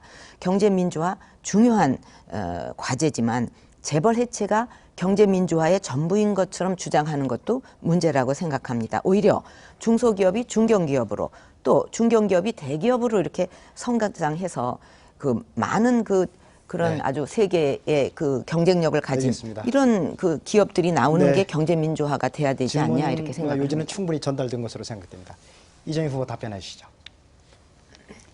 하청업체들이 기술 열심히 쌓아서 이제 발전하는 경우들이 있습니다. 그런데 재벌 대기업하고 거래를 하다 보면 조금만 기술이 나아지면 재벌 대기업이 뺏어간다, 인력 빼간다, 높은 임금 제시하고 이런 말씀들을 많이 하십니다. 결국 이 중견기업들이 커나갈 수 있는 길을 재벌들이 지금 계속 스스로 부의 집중을 통해서 흡수해 나가고 있는 것이죠. 그러다가 인수합병까지 가는 경우도 많고요. 그런데 어떤 돈으로 인수합병 하느냐? 대체로 투자총액 제한제도 없고 그리고 순환출자도 가능하고 이러니까 재벌 총수 자녀분들께서 그걸로 한 번 돌린 돈 가지고 또 돌리는 겁니다. 그래서 정말 경제 민주화가 이루어지고 중소기업과 상생을 하려면 그러면 이 재벌에 대한 강력한 규제가 필요하고 이 재벌의 부의 집중 구조를 없애는 것이 재벌 해체다 이렇게 말씀드린 겁니다. 이 문제에 대해서 지금 문재인 후보께서는 재벌 개혁이라고 말씀하시고 저는 재벌 해체라고 얘기하는데 뭐가 다른 거냐 말씀하시는데 그건 문재인 후보님께 또 물어보시고요. 네, 지금 아까 경제 위기 어려운데 기존 순환출자 갑자기 끊으라고 하면 어떡하냐 말씀하셨는데 정확히 이해하셔야 되는데요. 문재인 후보님은 기존 순환출자에 대해서 3년 유예 주고 그걸 해소하라고 하겠다고 하셨고 저는 2년 유예를 말씀드렸습니다. 그래서 내일 당장 없애라는 얘기가 아니다. 근데 그걸 갑자기 끊으라고 하면 안 된다 이렇게 말씀하시는 건 좀 잘못된 반론이다 생각이 들고요. 합법이던 것이 어떻게 불법이 되느냐 말씀하셨는데 제가 조금 이따가 또 말씀드리죠. 네. 네. 발언 순서 시간 잘 지켜주셔서 고맙습니다. 자, 세 번째 토론 주제로 넘어가도록 하겠습니다. 이번에는 일자리 창출과 고용 안정 방안입니다. 먼저 공통 질문부터 드리겠습니다. 자, 여러분들도 다 잘 아십니다만 요즘 가장 중요한 국민들의 관심이 일자리를 많이 만들어서 청년 실업과 또 중장년 재취업 문제 등을 해결해 주는 것입니다. 문제는 좋은 일자리를 어떻게 만드느냐 하는 것인데요. 후보들께서는 일자리 창출에 대한 기본 입장을 밝혀주시고 또 청년 실업과 중장년 재취업에 대한 대책을 아주 구체적으로 좀 말씀해 주시기 바랍니다. 아울러서 비정규직 차별 해소를 비롯한 고용 안정 방안도 제시해 주시기 바랍니다. 답변 시간은 역시 1분 30초입니다. 이번에는 먼저 박근혜 후보부터 말씀해 주시기 바랍니다. 저는 늘지오 정책으로 일자리 문제를 해결하겠습니다. 그러니까 좋은 일자리는 새로 많이 늘리고 또 지금의 일자리는 지키고 또 일자리의 질을 끌어올리겠다는 뜻입니다. 청년 실업 이거를 해결하기 위해서 벤처 창업을 활성화하고 또 대학 내에 창업 활동을 적극 지원하려고 합니다. 또 스펙 초월 채용 시스템을 구축해서 학벌이니 이런 거 따지지 않고 어떤 열정과 잠재 능력만 가지고 청년 인재들을 채용할 수 있도록 이렇게 할 것입니다. 또 중장년층 일자리 문제는 재취업 교육과 고용 정보 제공이 핵심입니다. 그래서 퇴직 전에 재취업 교육을 받을 수 있는 시스템을 구축하고 또 고용 정보 데이터를 잘 구축을 해서 구직자와 연결하는 이런 맞춤형 서비스를 제공하겠습니다. 또 비정규직 차별 문제를 해결하기 위해서는 대표 신청 제도와 징벌적 금전 보상 제도를 도입하겠습니다. 그래서 지금까지는 괜히 차별을 얘기하다 불이익을 당할까 봐 아무 말도 못 했는데 근로자 대표나 또 노동조합이 당사자를 대신해서 이거 차별을 시정해달라 이렇게 할 수 있도록 하겠습니다. 그리고 또 회사가 그런 차별을 반복할 경우에는 손해액의 10배의 금전으로 보상하도록 하겠습니다. 그리고 아울러 공공 부분부터 네. 모범을 보여야 되기 때문에 공공 부분부터 정규직으로 네, 전환하도록 하겠습니다. 자, 이어서 이정희 후보 순서입니다. 말로는 뭘 못하겠습니까? 이명박 정부도 비정규 차별 없애겠다고 얘기했습니다. 비정규직 차별 없애기 위해서 대표 신청제도 하겠다 말씀하셨는데 노동조합이 신청하게 하겠다. 비정규직의 노동조합 가입률이 얼마나 된다고 보십니까? 1.9%입니다. 노동조합 가입하면 비정규직 잘립니다. 외주 용역 해지됩니다. 이것이 지금 우리나라 비정규직의 현실입니다. 이걸 똑똑히 아시고 정책을 세우셔야 한다고 생각합니다. 그동안 이명박 정부에서 있었던 일, 쌍용자동차, 한진중공업처럼 노동자 무더기 해고하고 유성기업, 만도처럼 민주노조 깬 것, 사치거역노조 만든 것, 그리고 SJM, 한국 3M처럼 용역 깡패시켜서 노동자 폭행한 것 말고 도대체 무엇이 있었습니까? 박근혜 후보도 똑같습니다. 19대 국회 1호 법안 사내 하도급 근로자 보호 등에 관한 법률 내셨지만 비정규직 보호법이라고 말씀하셨지만 국가인권위원회에서도 이미 이것은 불법 파견 만드는 법이다 이랬습니다. 재벌보호법입니다. 현대차 비호법입니다. 법원에서 현대차가 지니까 이제 아예 법을 바꿔주는 그런 로비스트로 새누리당이 등장하신 겁니다. 도대체 왜 이렇습니까? 18대 국회 1호 법안 종부세 감세 법안이었죠. 19대 국회 1호 법안 새누리당 역시 재벌보호법입니다. 저희 진정성 입증해 보이시도록 요청드립니다. 저희가 정말 절실하게 요구합니다. 쌍용차 국정조사 대선 전에 약속하십시오. 이래야 노동 문제 풀립니다. 두 번째, 학교 비정규직 노동자 정규직화 법안 호봉제 예산 정부가 반대한다고 하는데 새누리당이 통과시키시면 바로 여기에서 진정성이 인정되고 노동 문제 풀립니다. 여기까지 듣겠습니다. 자, 마지막으로 문재인 후보 순서입니다. 예, 저는 일자리 대통령이 되겠다고 국민들께 오래전부터 약속을 드렸습니다. 좋은 일자리가 최고의 복지고 또 지속 가능한 성장의 기반이 됩니다.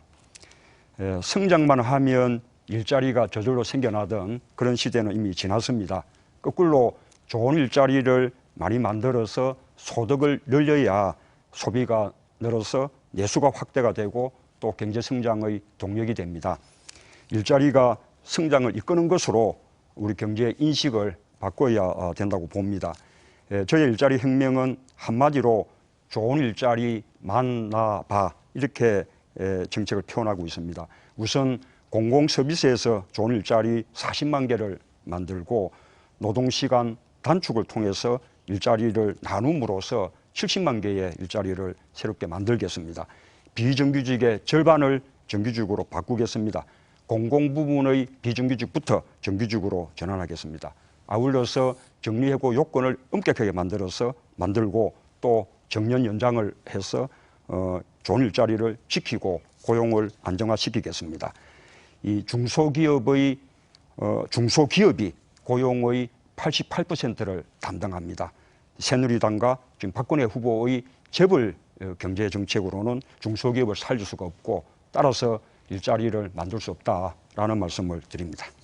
네, 감사합니다. 세 후보의 답변 잘 들었고요. 이제 답변 내용에 따라서 반론과 재반론을 할 수 있는 상호 토론 시간으로 이어가겠습니다. 역시 진행 요령은 똑같습니다. 질문은 1분, 답변은 1분 반씩입니다. 그러면 순서에 따라서 이정희 후보가 먼저 문재인 후보에게 질문하는 순서입니다. 질문하시죠. 농민 수가 20년 만에 절반으로 줄어서 지금 270만 명밖에 되지 않습니다. 농민들께서 5대 걱정 말씀하시는데요. 추곡수매제 2004년 폐지한 이후에 5년 동안 물가 20% 올랐는데 나라값이 30% 떨어졌습니다. 20년 전 가격으로 되돌아갔죠. 가격 걱정, 소장료 내야 되니까 땅 걱정, 기계값, 비료값 돼야 되니까 생산비 걱정, 대출 못 갚으니까 부채 걱정, 태풍 와서 하우스 무너지면 재해 걱정, 농사 지어봐야 걱정만 쌓이니까 젊은이들이 농사 안 지으려고 그럽니다. 농민들은 지금 한미 FTA에 한중 FTA까지 추진되니까 이제 농사 짓지 말라는 거다 이런 말씀 하십니다. 사료까지 포함한 식량 자급률 22.6%밖에 되지 않고요. 저희는 기초농산물 국가수매제도 농민들이 요구하는 거 참 타당한 말씀이시다 생각합니다. 쌀, 곡식 또 이런 기초농산물 이런 제도 기초농산물 국가수매제도 긴급히 필요한데 어떤 의견이십니까? 그리고 강원도 골프장 지금 친환경 농산물 키우는데 골프장 때문에 농사 지을 수가 없습니다. 이 문제에 대한 특별한 답변 부탁드립니다. 현장 조사하시고 그리고 위법 사실 밝혀낼 의지 있으십니까? 네, 답변 순서인데요.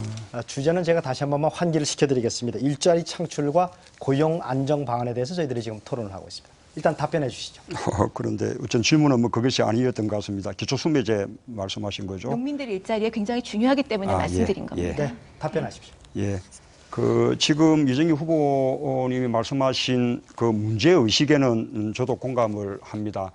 우리 농업이 너무 중요하기 때문에 농업을 살려야 한다. 그리고 우리 그 식량 자급률이 지금 23% 정도 수준으로 뚝 떨어져 있는데 식량 안보 차원에서도 농업을 살리자 하면 안 된다. 그렇게 하기 위해서는 농민들의 소득을 보장시켜 드려야 된다. 그런 어떤 취지나 문제의식에는 공감을 합니다. 그러나 이제 기초수매제에 대해서는 우선은 지적하고 싶은 것은 과거에 우리가 추곡 수매 제도가 있었습니다. 그 추곡 수매 제도에 많은 문제가 있었기 때문에 지금 직불금 제도로 그렇게 이제 바뀌었다는 말씀을 좀 드리고요. 그래서 제가 생각하는 농민소득 보장 방안은 우선 이 직불금에 있어서 변동 직불금 그리고 또 고정 직불금이 너무 오랫동안 오르지 않았습니다.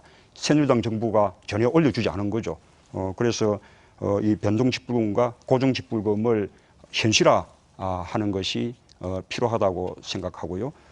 뿐만 아니고 이 농민들이 학교 급식이라든지 군대 급식이라든지 그다음에 또 노인들 급식이라든지 이런 데서는 계약 재배를 통해서 보다 안정적으로 농가 소득을 이렇게 안정시키고 확보할 수 있는 그런 네. 방안이 되리라고 생각합니다. 네. 사실 뭐 예상치 못한 질문에도 문재인 후보께서 아주 성실히 답변을 해주셨는데요. 다시 한번 환기를 드립니다. 일자리 창출과 고용 안정 방안에 대해서 지금 저희들이 토론을 벌이고 있습니다. 이번에는 문재인 후보께서 이정희 후보에게 질문해 주시기 바랍니다.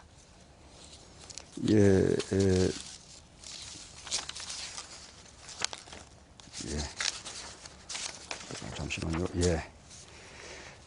우리가 이 고용 문제를 이렇게 해결해야 되지만 어느 하나도 정부가 일방적으로 밀어붙여서 해결할 수 있는 것은 없다고 생각을 합니다.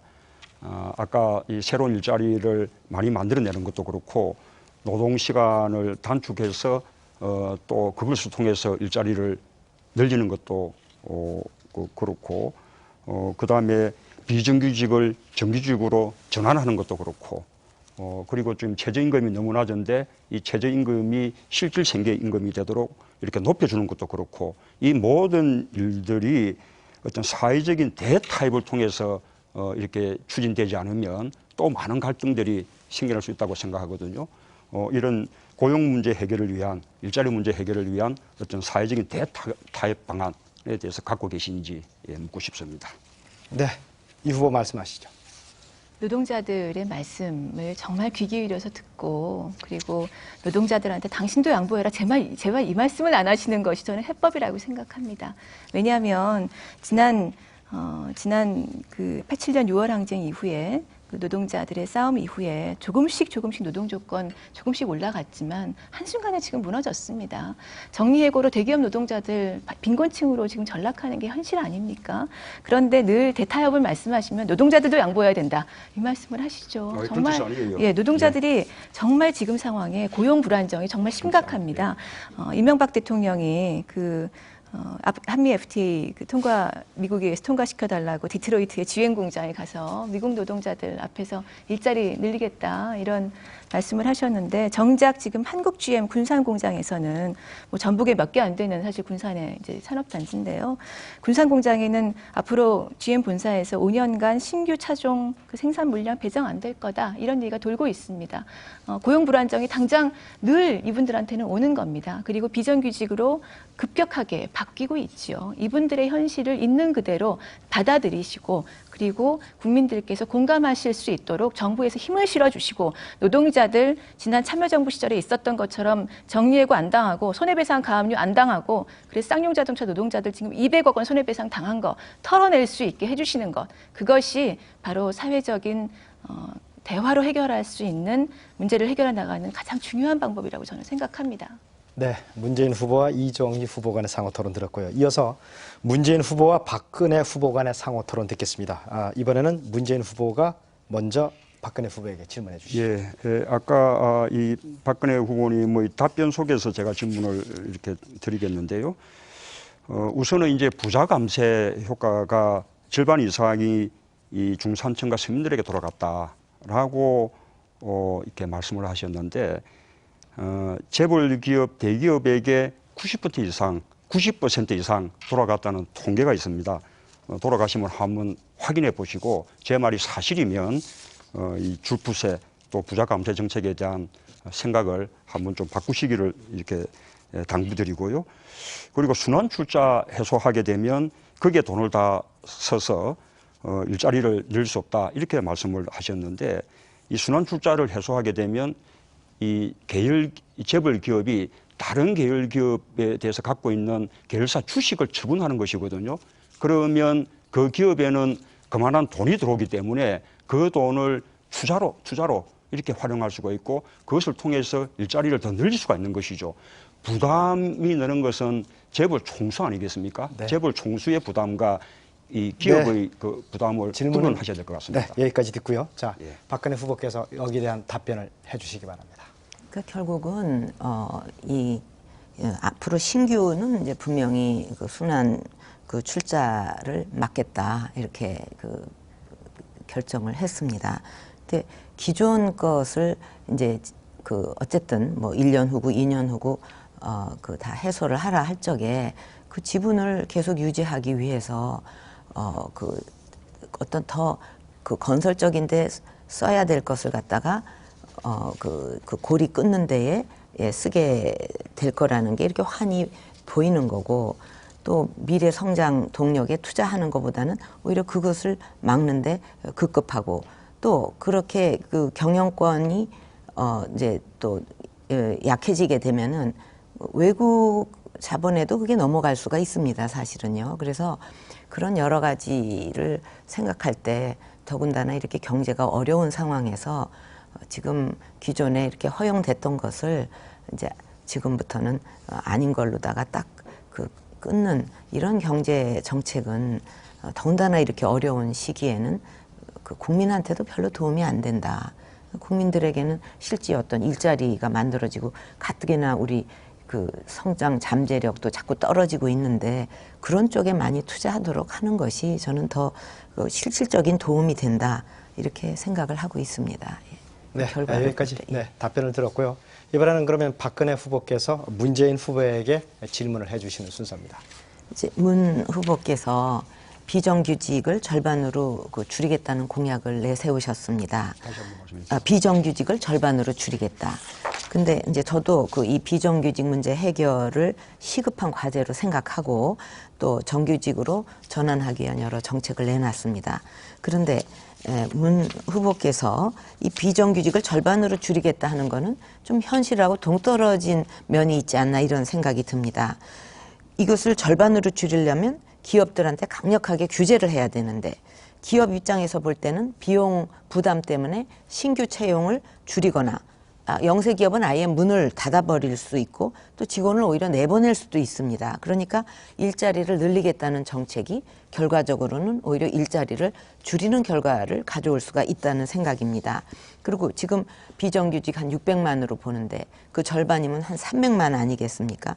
그러면 이 300만 정도 되는 이 비정규직을 어떻게 그 전환을 하실 건지 좀 구체적으로 설명해 주시기 바랍니다. 예. 문재인 후보 답변하시죠. 이 비정규직을 대폭 줄이겠다는 것은 저는 뭐 박근혜 후보님께서도 공약을 하신 것으로 그렇게 기억을 하는데요. 그러면 박근혜 후보님은 그 대폭 줄이겠다는 게 그 대폭이 얼마인지 제가 되묻고 싶고요. 지금 우리 비정규직 비율이 이 OECD 국가 평균에 비해서 턱없이 높다는 것은 잘 알고 계실 거라고 생각합니다. 그것을 줄여나가는 것은 우리가 경제 민주화를 위해서나 고용 안정을 위해서나 꼭 필요한 일이죠. 어떻게 하면 절반으로 줄일 수 있느냐? 규제가 아니냐? 저는 그렇게 생각하지 않습니다. 우선은 공공 부분부터 비정규직을 정규직으로 전환해 나가겠습니다.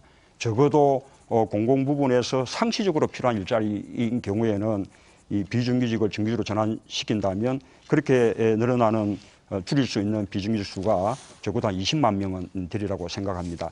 기업의 경우에는 규제하는 것이 아니라 지원해 주는 것이죠.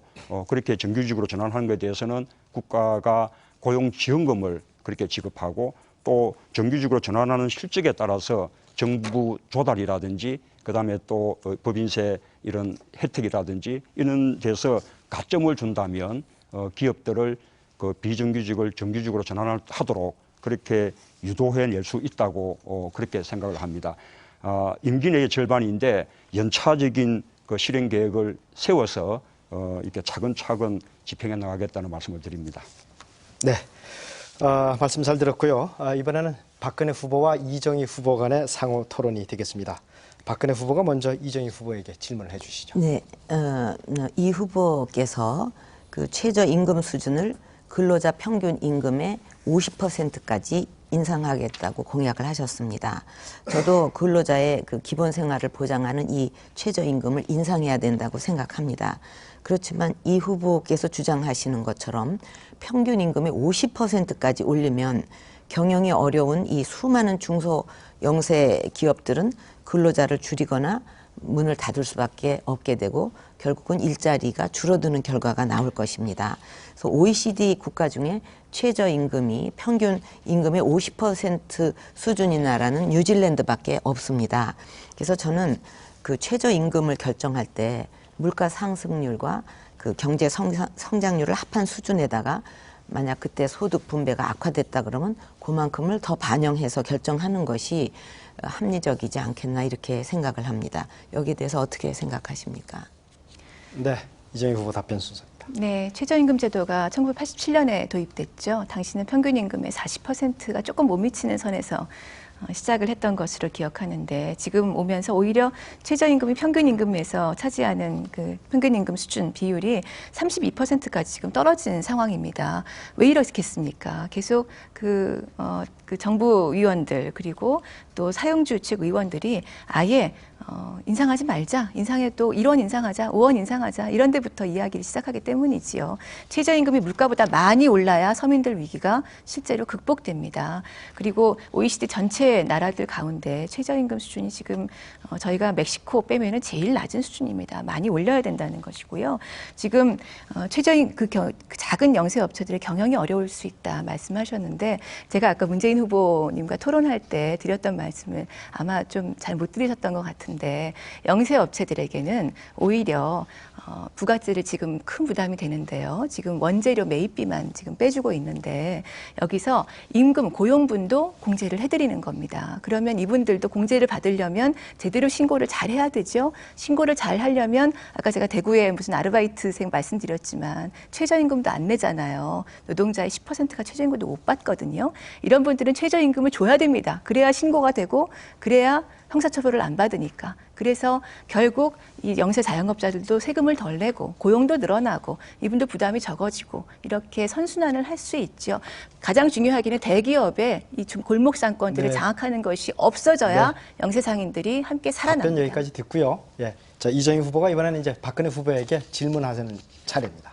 네. 새누리당 박근혜 후보께서 비정규직 문제를 말씀하셔서 뭐 기대도 해보고 싶습니다만 솔직히 믿기지는 않습니다. 하지만 정말 진심으로 하겠다 입증해 보일 방법이 있어서 제가 부탁도 드리고 요청도 드리는 것인데요.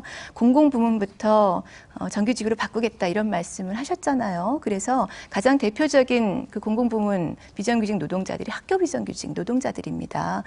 이분들 지금 호봉제 예산 지금 한 900억 원 가량 국회에 계류돼 있는데 이 예산 그리고 교육공무제 전환 특별법 이 법안 정부가 반대한다고 그러고 새누리당은 정부 뒤에 지금 숨었는데 통과시키겠다 이렇게 확약하시면 된다 보고요. 두 번째 그리고 민간 부문에서 비정규직 전환하는 가장 좋은 방법 중에 하나는 사내 하도급 법안 즉 현대차 비정규직 노동자들 정규직으로 전환 못하게 하는 현대차 비호 법안 폐기하시는 겁니다. 그거 처리하겠다 약속하시면 됩니다. 그리고 이 정리해고 문제 노동자들의 문제 풀기 위해서 쌍용차 국정조사 대선 전에 하겠다고 약속해 주시기 바랍니다. 네, 질문 시간이 이제 됐고요. 자, 박근혜 후보 답변해 주시기 바랍니다. 그러니까 서비스업 같은 데는 그 사내 하도급 같은 것이 그냥 적법하게 이렇게 하는 그 면이 있습니다. 그렇기 때문에 그 사내 하도급을 아주 그냥 다 없애겠다 하는 것은 저는 좀 현실적이지 않고요. 오히려 우리가 내놓은 그 사내 하도급법은 그 원청 업체의 근로자와 차별을 두지 말라. 그리고 또 그 사내 그 도급 업체가 바뀌게 될 적에는 고용 승계라든가 이런 거로 해서 그 자리를 불안하지 않게 하라는 거, 이런 법들이 확실하게 지켜진다면 오히려 이것이 더 사내 하도급 근로자들에게 현실적인 도움을 주는 거지. 예를 들면 서비스업 같은 데는 그런 도급이 가능한데 아무런 다른 보호 장치가 없이 그냥 사내 하도급 없애라 그러면 이 사내 하도급 근로자들을 실제 어떻게 지금 도움을 파견법이 주겠습니까? 있습니다. 파견법으로 예. 얼마든지 규제가 가능하고요. 네. 예. 이정희 네. 후보님 지금 발언 순서가 아니고 박근혜 후보님 발언 순서입니다. 그리고 그 비정규직 문제는 저는 그 공공 부분부터 물론 그 솔선수범을 하게 되면 이게 민간에도 영향을 미치고요. 또 대기업한테는 고용 그 형태를 공시하도록 의무화를 시키는 겁니다. 그러면 뭐 파견 근로자가 어떻고 이렇게 하다 보면 자연히 거기에 대해서도 어떤 책임감을 느끼게 되고, 그다음에 우선 그 차별을 해소하게 되면 굳이 상시적인 일에 비정규직을 고용할 필요가 없어지는 게 됩니다. 네. 그게 확실한 비정규직 네. 해소법이다. 저는 이렇게 생각을 여기까지 합니다. 듣겠습니다. 예. 네, 서로 상대방 후보의 말씀을 듣다 보면은 사실은 반박하고 싶으실 때가 많으실 겁니다. 하지만 순서를 꼭 좀 지켜주시고, 혹시 그 순서가 아니면 다음 순서에 얼마든지 또 기회가 있으니까 미모를 하셨다가 그때 말씀을 좀 해주시기 바랍니다. 자, 이번에는 국민 질문 시간입니다. 현재까지 저희들이 총 18,000여 건의 국민들로부터 질문을 공모를 했습니다. 오늘 토론 분야 중에는 복지 분야가 가장 많이 들어왔는데요. 아무래도 서민 생활과 밀접한 관계가 있어서 그런 것 같습니다. 그러면은 대표 질문에 선정된 광주에 사는 민두기 씨가 보내온 질문을 후보분들께 드리겠습니다. 질문입니다. 복지 정책은 단순한 선거 이슈가 아니라 그 사회의 시대상을 반영해야 합니다. 경제 불안과 맞물려서 서민 생활에 짐을 덜어줄 복지 정책의 중요성이 더욱 커지고 있는데요. 그렇다면 현재 우리나라의 복지 수준을 진단하고 후보님의 복지 정책 방향과 주요 공약을 말씀해 주시기 바랍니다. 덧붙여서 재원 마련을 위한 국민적 합의를 어떻게 이끌어낼지 답변해 주시기 바랍니다. 그러면 순서에 따라서 문재인 후보부터 답변을 듣겠습니다. 답변 시간은 1분 30초입니다. 예. 복지는 국가의 의무고 또한 모든 국민들의 권리입니다. 동시에 가장 좋은 또 성장 정책이기도 합니다. 복지를 통해서 중산층을 또 살리고 일자리를 늘릴 수가 있습니다. 경제가 아주 어려운 지금이야말로 복지를 통한 성장 전략을 채택할 때입니다. 간병, 보육, 교육, 또 복지 서비스 등에서 40만 개 이상의 좋은 일자리를 만들 수 있습니다. 또한 복지를 통해서 중산층 또 서민들의 실질 생활비 부담을 크게 낮출 수 있습니다. 의료비 100만 원 상한제, 무상보육, 또 고교 무상교육, 반값 등록금 등이 그런 방안이라고 말씀드릴 수 있습니다. 복지는 비용이 아닙니다. 사람에게 투자하는 것입니다. 브라질의 룰라 대통령이 노동자들의 최저임금을 인상을 해서 브라질 경제를 세계 8위권 경제로 그렇게 도약을 시켰습니다. 룰라 대통령이 한 유명한 말이 있습니다.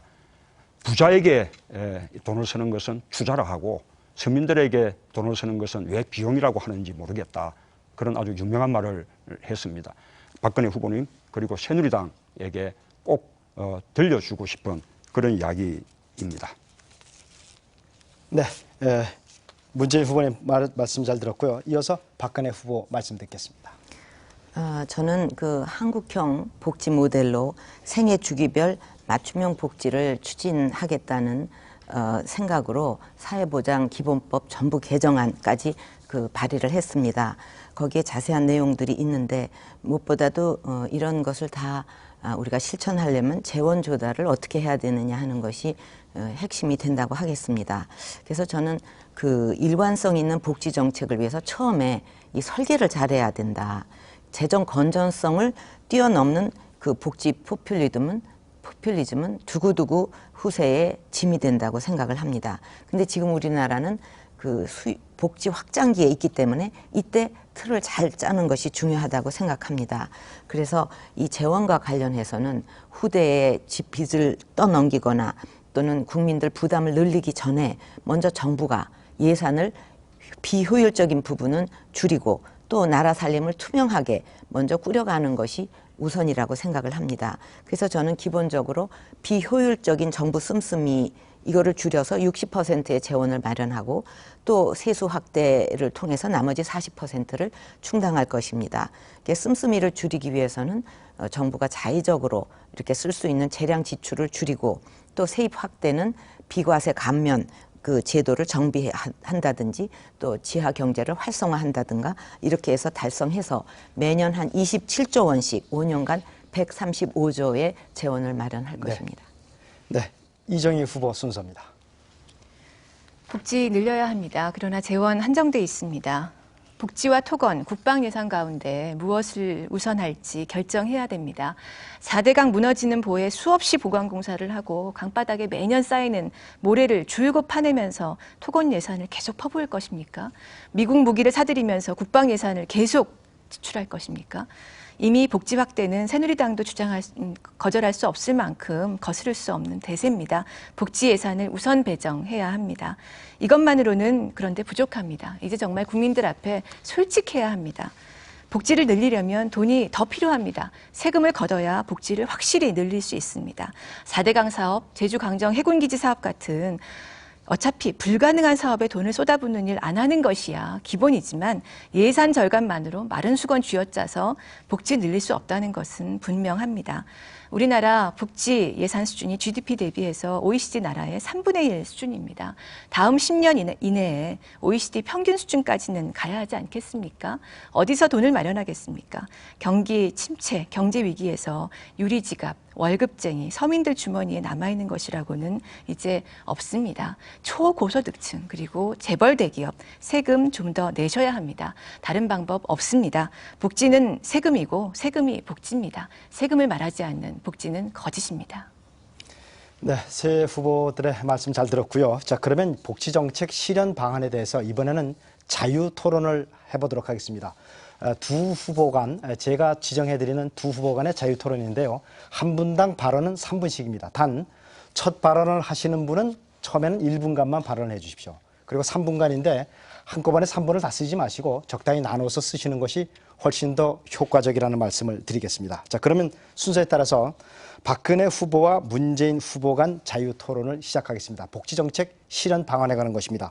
먼저 박근혜 후보가 발언해 주시는데 첫 발언은 1분간만 해 주시기 바랍니다. 예, 이제 국민들의 그 의료비 걱정을 덜어드리는 것이 시급한 과제인데 핵심은 재정이 허용되는 범위 안에서 건강보험 보장률을 이제 최대한 높이는 거라고 생각합니다.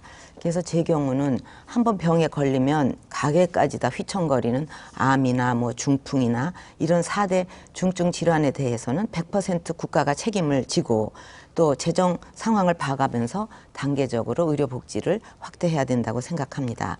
근데 문 후보께서는 입원과 외래 이것을 다 포함해서 전체 진료비의 90% 보장을 약속하셨습니다. 그러려면 연간 한 14조 내지 20조 원의 보험료를 조달을 해야 되는데 결국은 지금의 그 건강보험료율을 지금의 2배 정도 올려야 된다는 얘기가 됩니다. 이거는 그 서민들에게 보험료 폭탄이 되는데 이렇게 하셔도 되시겠습니까? 우선 먼저 하나 여쭤보겠는데요. 아까 4대 중증 질환에 대해서 국가가 다 책임지겠다라고 건강보험이 하셨는데 예, 100% 보장. 4대 중증 질환이 무엇입니까? 그러니까는 그 심장병, 암, 또 희귀 난치성 병, 중풍 이게 4가지입니다. 지금 우리 박 후보님의 공약에 의하면 심장 질환은 국가가 책임지고 간 질환은 아닌 것이거든요. 책임지지 않는 것이거든요. 그것이 합리적인 구별입니까? 지금 그 가장 그 국민들이 이런 그 중증으로 인해 가지고 그 가정 파탄까지 나는 그런 중증들을 먼저 그런 것부터 우리가 건강보험에서 100% 보장을 함으로써 그런 중병을 알아도 병원도 못 가고 치료를 못 받는 이런 그 국민들이 없도록 해야 되겠다. 그렇게 시작을 하는 겁니다. 지금 해마다 500만 원 이상 의료비를 지금 자부담하고 있는 환자 수가 350만 명쯤 됩니다. 1000만 원 넘게 부담하는 환자도 지금 100만 명쯤 되거든요. 그런데 박 의원님이 말씀하시는 4대 중증 질환에 해당하는 환자는 그 가운데 15%밖에 안 됩니다. 나머지 85%는 그 의료비 경감에서 제외되는 것 아닙니까? 예, 그래서 일단은 4대 중증부터 시작을 하겠습니다. 예. 그렇게 해서 점차 재정 형편을 봐가면서 그 보장성을 확대해 나가겠습니다. 아까 질문하신 것에 대해서 답하면요. 제가 외래, 입원 합쳐서 건강보험의 보장률을 90%로 올리겠다라고 한 것이 아닙니다. 잘 보시기 바랍니다. 지금 외래 환자의 건강보험 보장률은 지금 60% 정도인데 그것은 그대로 유지하고 지금 입원 환자의 건강보험 보장률부터 90%로 올리겠다는 겁니다. 그러면 전체 환자에 대한 건강보험 보장률은 75% 정도 됩니다. 지금 OECD 평균 건강보험 보장률이 85%쯤 되거든요. 아직도 많이 부족한 것이죠. 어떻게 생각하십니까? 지금 그런 말씀을 하시기 전에 그 문 후보님이 또 그 얘기하신 그 뭐 선택 진료비라든가 뭐 상급 병실료, 간병비 이런 거를 다 건강보험 안에서 해결하겠다. 이렇게 하셨는데 그런 것이 건강보험에 적용이 된다 그러면 이 3대 비급여 진료비가 얼마나 되는지 아십니까? 지금 그 간병비가 무엇보다 지금 큰 부담이고 이게 건강보험의 대상이 되지 않고 있는데 예, 이 비급여죠. 이 간병비도 건강보험에서 급여하겠다라는 것은 박근혜 후보님은 공약하지 않으셨나요? 예, 이거는 아닌데 이 3대 비급여를 급여로 하기 위해서는 계산을 해보니까 한 5.8조 정도가 필요합니다.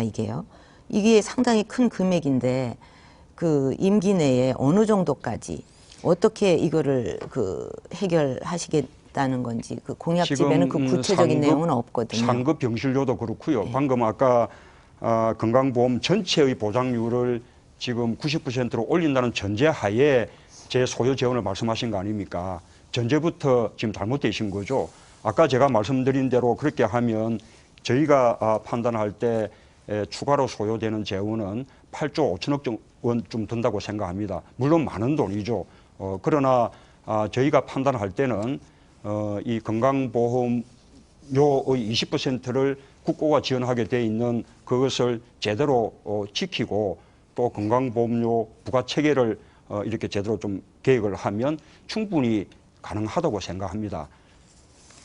그러면 또 이제 우리 그 문 후보님이 그 기초 노령연금 올리겠다는 말씀도 하셨죠? 예. 예.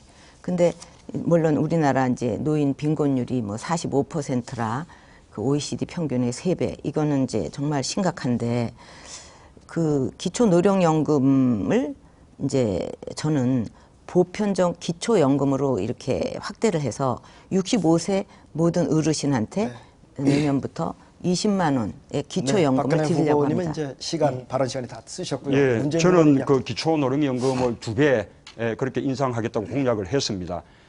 우리 박근혜 후보님께서도 이 노인연금, 기초연금을 20만 원 지급하겠다고 하지 않습니까?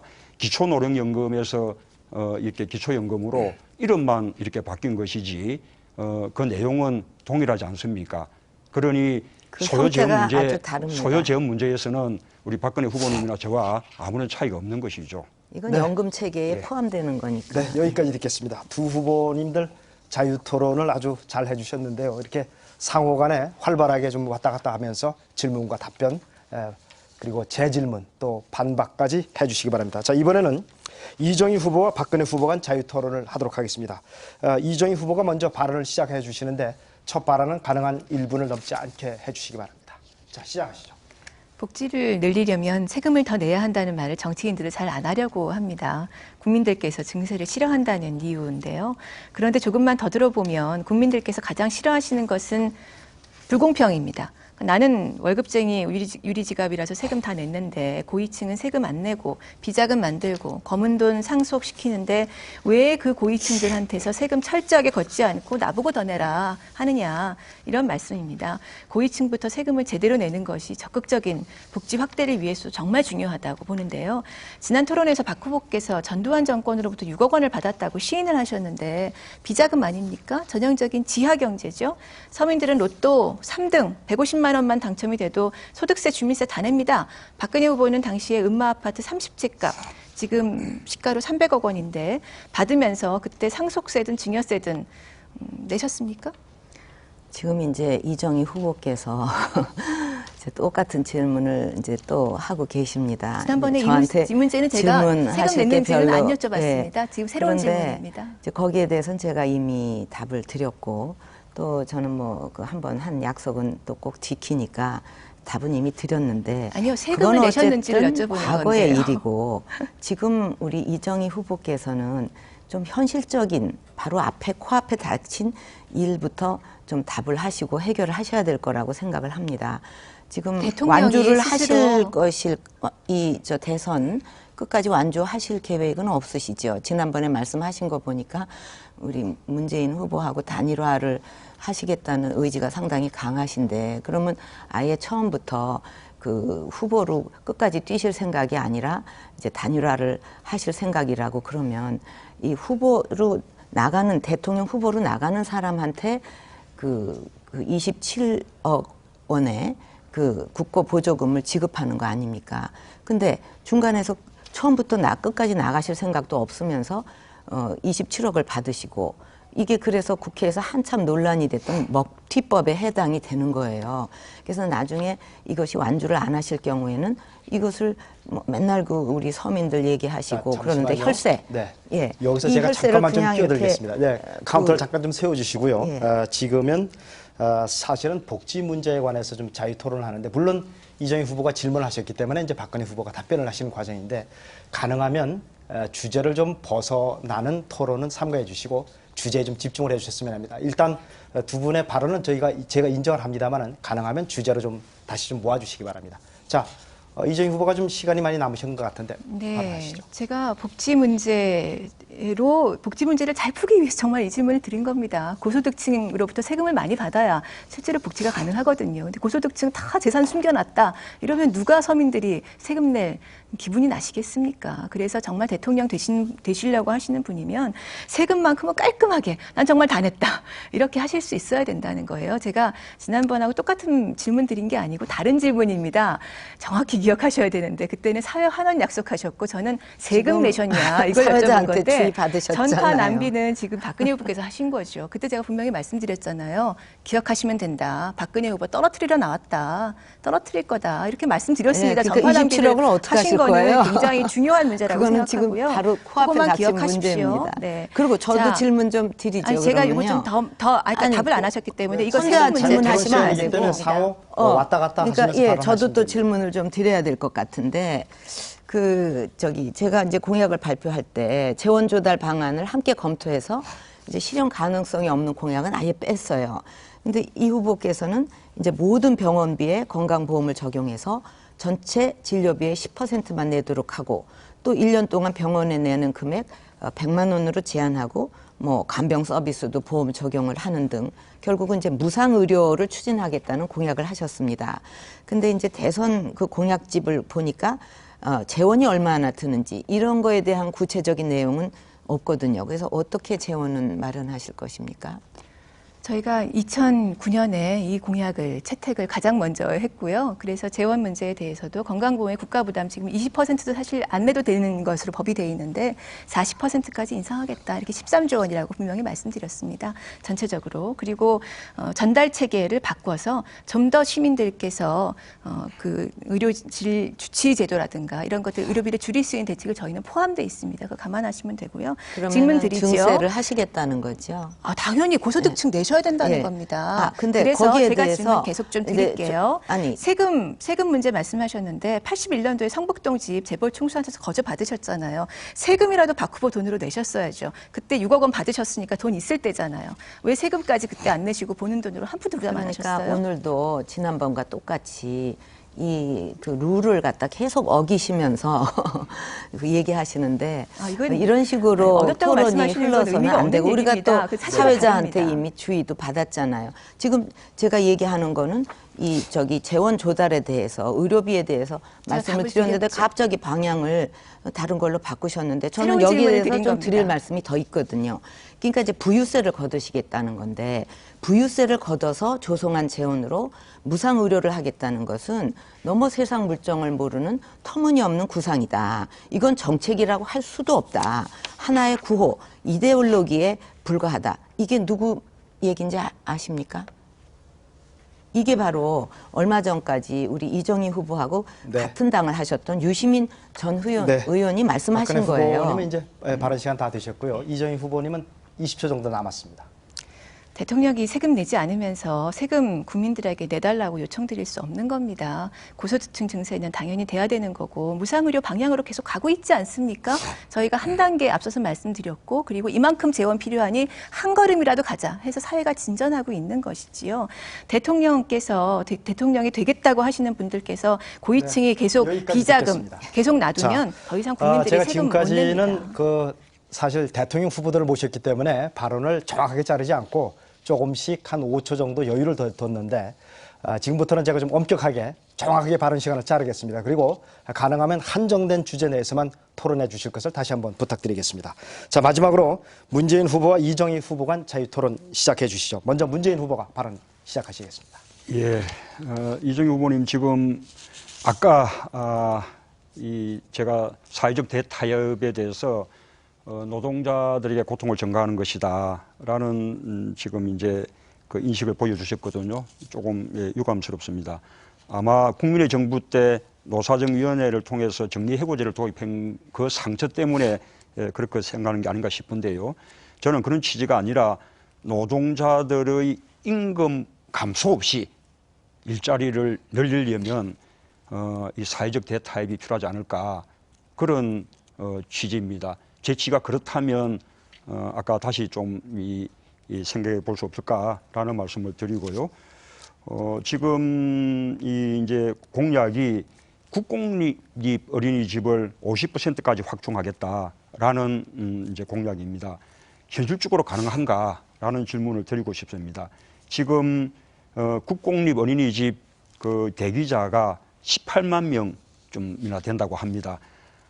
이 교육의 질도 높고 그리고 또 이 민간 사립 어린이집의 경우에는 뭐 특수활동비라든지 뭐 캠프비라든지 이런 명목으로 무상 보육이라 해도 실제로 부담을 더 많이 시키고 있기 때문에 그렇지 않은가 생각하는데 이 후보님 답변을 좀 들으시고 계속 토론하시죠. 예, 네, 부탁합니다. 예. 일자리를 늘려나가는 과정에서 대화로 합리적으로 토론이 된다면 당연히 그 합의가 가능하지 않겠습니까? 그런데 그 과정에서 지금 기업들은 대체로 노동자의 양보를 내세웠고 정부가 책임 있는 대화를 중재하는 역할 그리고 노동자들이 일방적으로 양보를 강요당하지 않으면서 합의를 이끌어낼 수 있는 역할을 사실 지난 참여정부 기간 동안 그렇게 제대로 됐던 것은 저는 아니었다고 생각해요. 그래서 가장 핵심적인 것이 노동자들이 그 손해배상 가압류에 시달린 것이죠. 파업 한 번 하고 나면 가재도구 압류되는 일까지 사실 재능교육에서는 있었고요. 희망버스 많이들 기억하시지만 그 한진중공업의 그 85 크레인에 2003년에 김주익 여사께서 올라가셔서 계시다가 스스로 목을 매서 돌아가신 거 아닙니까? 노동자들 손배가 압류 때문에 그랬습니다. 그 고통이 정말 큽니다. 그래서 그런 일은 앞으로 만약에 대통령이 되신다면 이제 없을 것이다. 노동자들에 대해서는 그런 진심이 전달되는 것이 먼저겠죠. 예. 국공립 어린이집 문제도 말씀드릴까요? 예, 국공립 어린이집 문제는 이것은 이제 보육교사들의 처우하고도 상당히 굉장히 관련이 있습니다. 민간 어린이집에서 보육교사들이 매우 낮은 임금 수준에 있고 또 장시간 노동에 시달립니다. 그런데 늘 사람을 만나는 그 서비스는 결국 이 서비스를 제공하는 사람이 얼마나 질 좋은 노동을 하는가에 따라서 달라지게 되지요. 그래서 민간 어린이집의 보육교사들이 좀 더 국공립 어린이집처럼 조금 더 안정되게, 그리고 좀 그래도 조금 더 높은, 약간 뭐 높은 수준도 아닙니다만 어느 정도의 임금 수준에서 일할 수 있도록 국공립으로 변화시켜 나가는 노력들을 하겠다는 것이지요. 네. 예. 그래서 저도 국공립 어린이집을 늘려야 한다는 그 취지에는 또 방향에는 공감하고요. 네. 그래서 저는 현실적으로 이렇게 생각을 해서 이 전체 시설 그리고 이용 아동 수 면에서 지금의 2배로 이렇게 늘리겠다. 그러면 시설은 20%가 되고 이용 아동 기준은 40%가 되는 거죠. 그렇게 하려고 해도 1년에 한 1000개 내지는 1200개 정도 국공립 어린이집을 늘려나가야 됩니다. 그런데 지금 이정희 후보처럼 전체 보육시설의 50% 이상을 국공립 어린이집으로 하겠다 그러면 1년에 적어도 국공립 어린이집을 4000개씩 이렇게 지어나가야 되는 것이거든요. 현실성이 있다고 생각하십니까? 4대강 사업은 현실성이 있었습니까? 없었죠. 불가능한 일이 밀어붙인 거 아닙니까? 나쁜 일에 비교하려고 하는 것이 아니고요. 정책 의지가 중요하다는 겁니다. 즉 사회 서비스는 공공이 주도할 수 있도록 적극적으로 밀어붙이는 게 중요합니다. 노무현 대통령께서 사실 이런 평가를 하셨죠. 내가 왜 복지 예산을 이번에는 30%, 다음에는 40%, 그 다음에 50% 아예 이렇게 끌어올리지 못했을까 하는 후회를 뒤늦게 하신 것을 저는 책으로 봤는데 무엇보다 그 방향을 빨리 민간 위주에서 국공립 위주로 전환시켜 나가는 의지가 필요하고요. 그래서 그렇게 간다면 저희가 충분히 예산 투입하고 비중을 늘릴 수 있다고 보고 있습니다. 제가 질문 좀 드리지요. 아니요, 하나만 더 하면요. 제가 하는 걱정은 그것뿐만 아니고 지금 이제 아이들이 자꾸 이제 수가주로 나가니까 민간 어린이집의 경영이 어려운데 그렇게 급격하게 국공립집을 늘려나가면 민간 어린이집의 경영이 더 어려워질 또 가능성도 있는 것이거든요. 이게 너무 급격한 추진은 서로 다 어렵게 만들 수가 있다는 것입니다.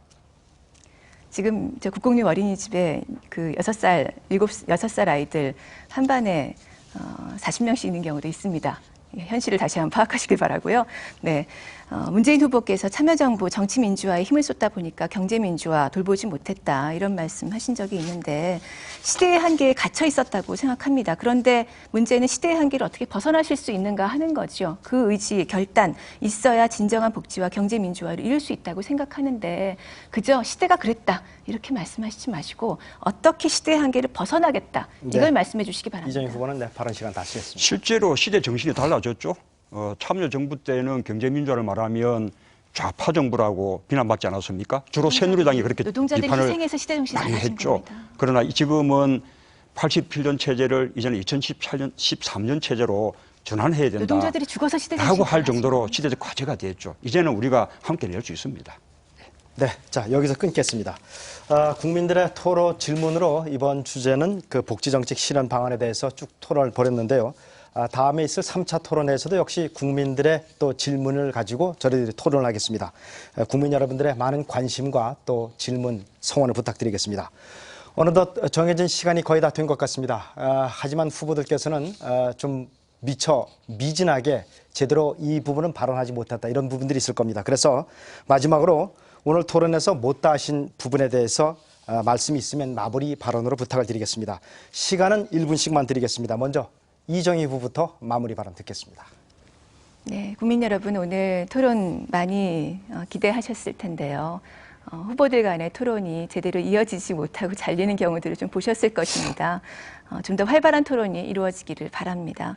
그리고 오늘 제가 농업 문제 말씀드렸습니다. 그러나 사회자도 또 질문을 받은 후보도 농업 문제가 주제가 아니다 이런 말씀 먼저 하시는데 농업이 그만큼 천시받고 있다는 겁니다. 농민들이 무시받고 있다는 겁니다. 정말 가슴이 아픕니다. 농업은 미래 산업이고 그리고 정말 식량 주권 위해서는 무엇보다 크게 성장해야 될 산업이지요. 그것에 대한 인식이 부족하다는 것이 너무나 가슴 아픕니다. 이번 토론에서 환경 문제가 빠졌습니다. 4대강 사업 정말 저희가 깊게 돌아봐야 되고 앞으로 박근혜 후보든 어느 후보든 간에 집권을 한다면 이것에 대해서 완전히 조사하고 그리고 철저하게 파헤쳐서 다시는 이런 일이 없도록 해야 되는 것이 굉장히 중요한 과제입니다. 중요한 사회 현안들이 이 토론에서 빠진 것 매우 안타깝습니다. 다음번엔 더 좋은 토론 함께 만들기를 바랍니다. 네, 감사합니다. 이번엔 문재인 후보 마무리 발언. 국민 여러분 살기 힘드시죠? 지난 5년 서민들은 뒷전이고 부자나 재벌 이익이 우선이었습니다. 새누리당 정부 4대강 공사에 22조 원 쏟아부었습니다. 5년 동안 부자 감세해준 돈이 100조 원입니다. 박근혜 후보는 그걸 법안 날치기 또 4년 내내 예산안 날치기로 거들었습니다. 그 돈이면 연봉 2천만 원짜리 일자리 600만 개 이상 만들 수 있습니다. 대학생 반값 등록금 25년 이상 할 수 있는 돈입니다. 중산층 서민들의 일자리와 복지를 해결할 수 있는 그 많은 돈을 재벌, 대기업, 부자들에게 퍼준 것입니다. 이런 정권 또 뽑으시겠습니까? 한 번 속지 두 번 속겠습니까? 민생이 새 정치입니다. 국민의 삶을 돌보지 못하는 그런 정권은 퇴장시켜야 합니다. 제가 민생을 살리겠습니다. 감사합니다. 자, 박근혜 후보 마무리 발언입니다. 예, 아까 토론 중에 좀 미진한 부분을 잠깐 말씀드리겠습니다. 아까 말씀드린 그 암을 비롯한 4대 중증 질환에 대해서 건강보험이 적용되는 진료비에 한해서 환자가 내는 진료비 부담을 경감해주는 제도가 운영되고 있습니다. 그렇기 때문에 이 4대 중증 질환 진료비는 전체 진료비의 5%밖에 되지 않고 따라서 부담하는 진료비가 500만 원이 넘는 그 환자 수가 적을 수밖에 없지만 그럼에도 불구하고 15%나 된다는 것은 이거는 적지 않은 숫자입니다. 끝으로 국민 여러분께 말씀드리겠습니다. 이제 선거가 9일 앞으로 다가왔습니다. 여러분 선택에 따라서 준비된 미래로 나갈 것이냐 아니면 실패한 과거로 돌아가느냐가 결정됩니다. 대한민국의 미래와 또 국민 여러분의 삶을 최우선 가치로 두고 선택해 주시기 바랍니다. 제가 대통령이 된다면 민생부터 살리겠습니다. 네. 그리고 다음 정부는 민생 정부를 감사합니다. 만들겠습니다. 네. 자, 이렇게 해서 세 후보자의 발언을 모두 다 잘 들었습니다. 자, 시청자 여러분들, 여러분들이 갖고 계신 채점표에는 어느 후보가 가장 높은 점수를 받으셨는지요? 각 후보들의 정책과 공약이 어떤 것이었는지 또 후보들 간에 어떤 차이가 있었는지 잘 살펴보셨을 줄로 믿습니다. 자, 긴 시간 활발한 토론에 임해주신 세 분 후보자 여러분들께 감사를 드리고 또 끝까지 시청해주신 시청자 여러분께도 감사의 말씀을 올립니다. 제18대 대통령 선거 후보자 토론회 마지막 시간은 12월 16일 일요일 밤 8시에 계속되겠습니다. 국민 여러분들의 많은 시청과 관심을 계속해서 부탁드립니다. 자, 이상으로 중앙선거방송토론위원회가 주관한 제18대 대통령 후보자 토론회 2차 토론 순서를 여기서 모두 마치겠습니다. 시청자 여러분 감사합니다.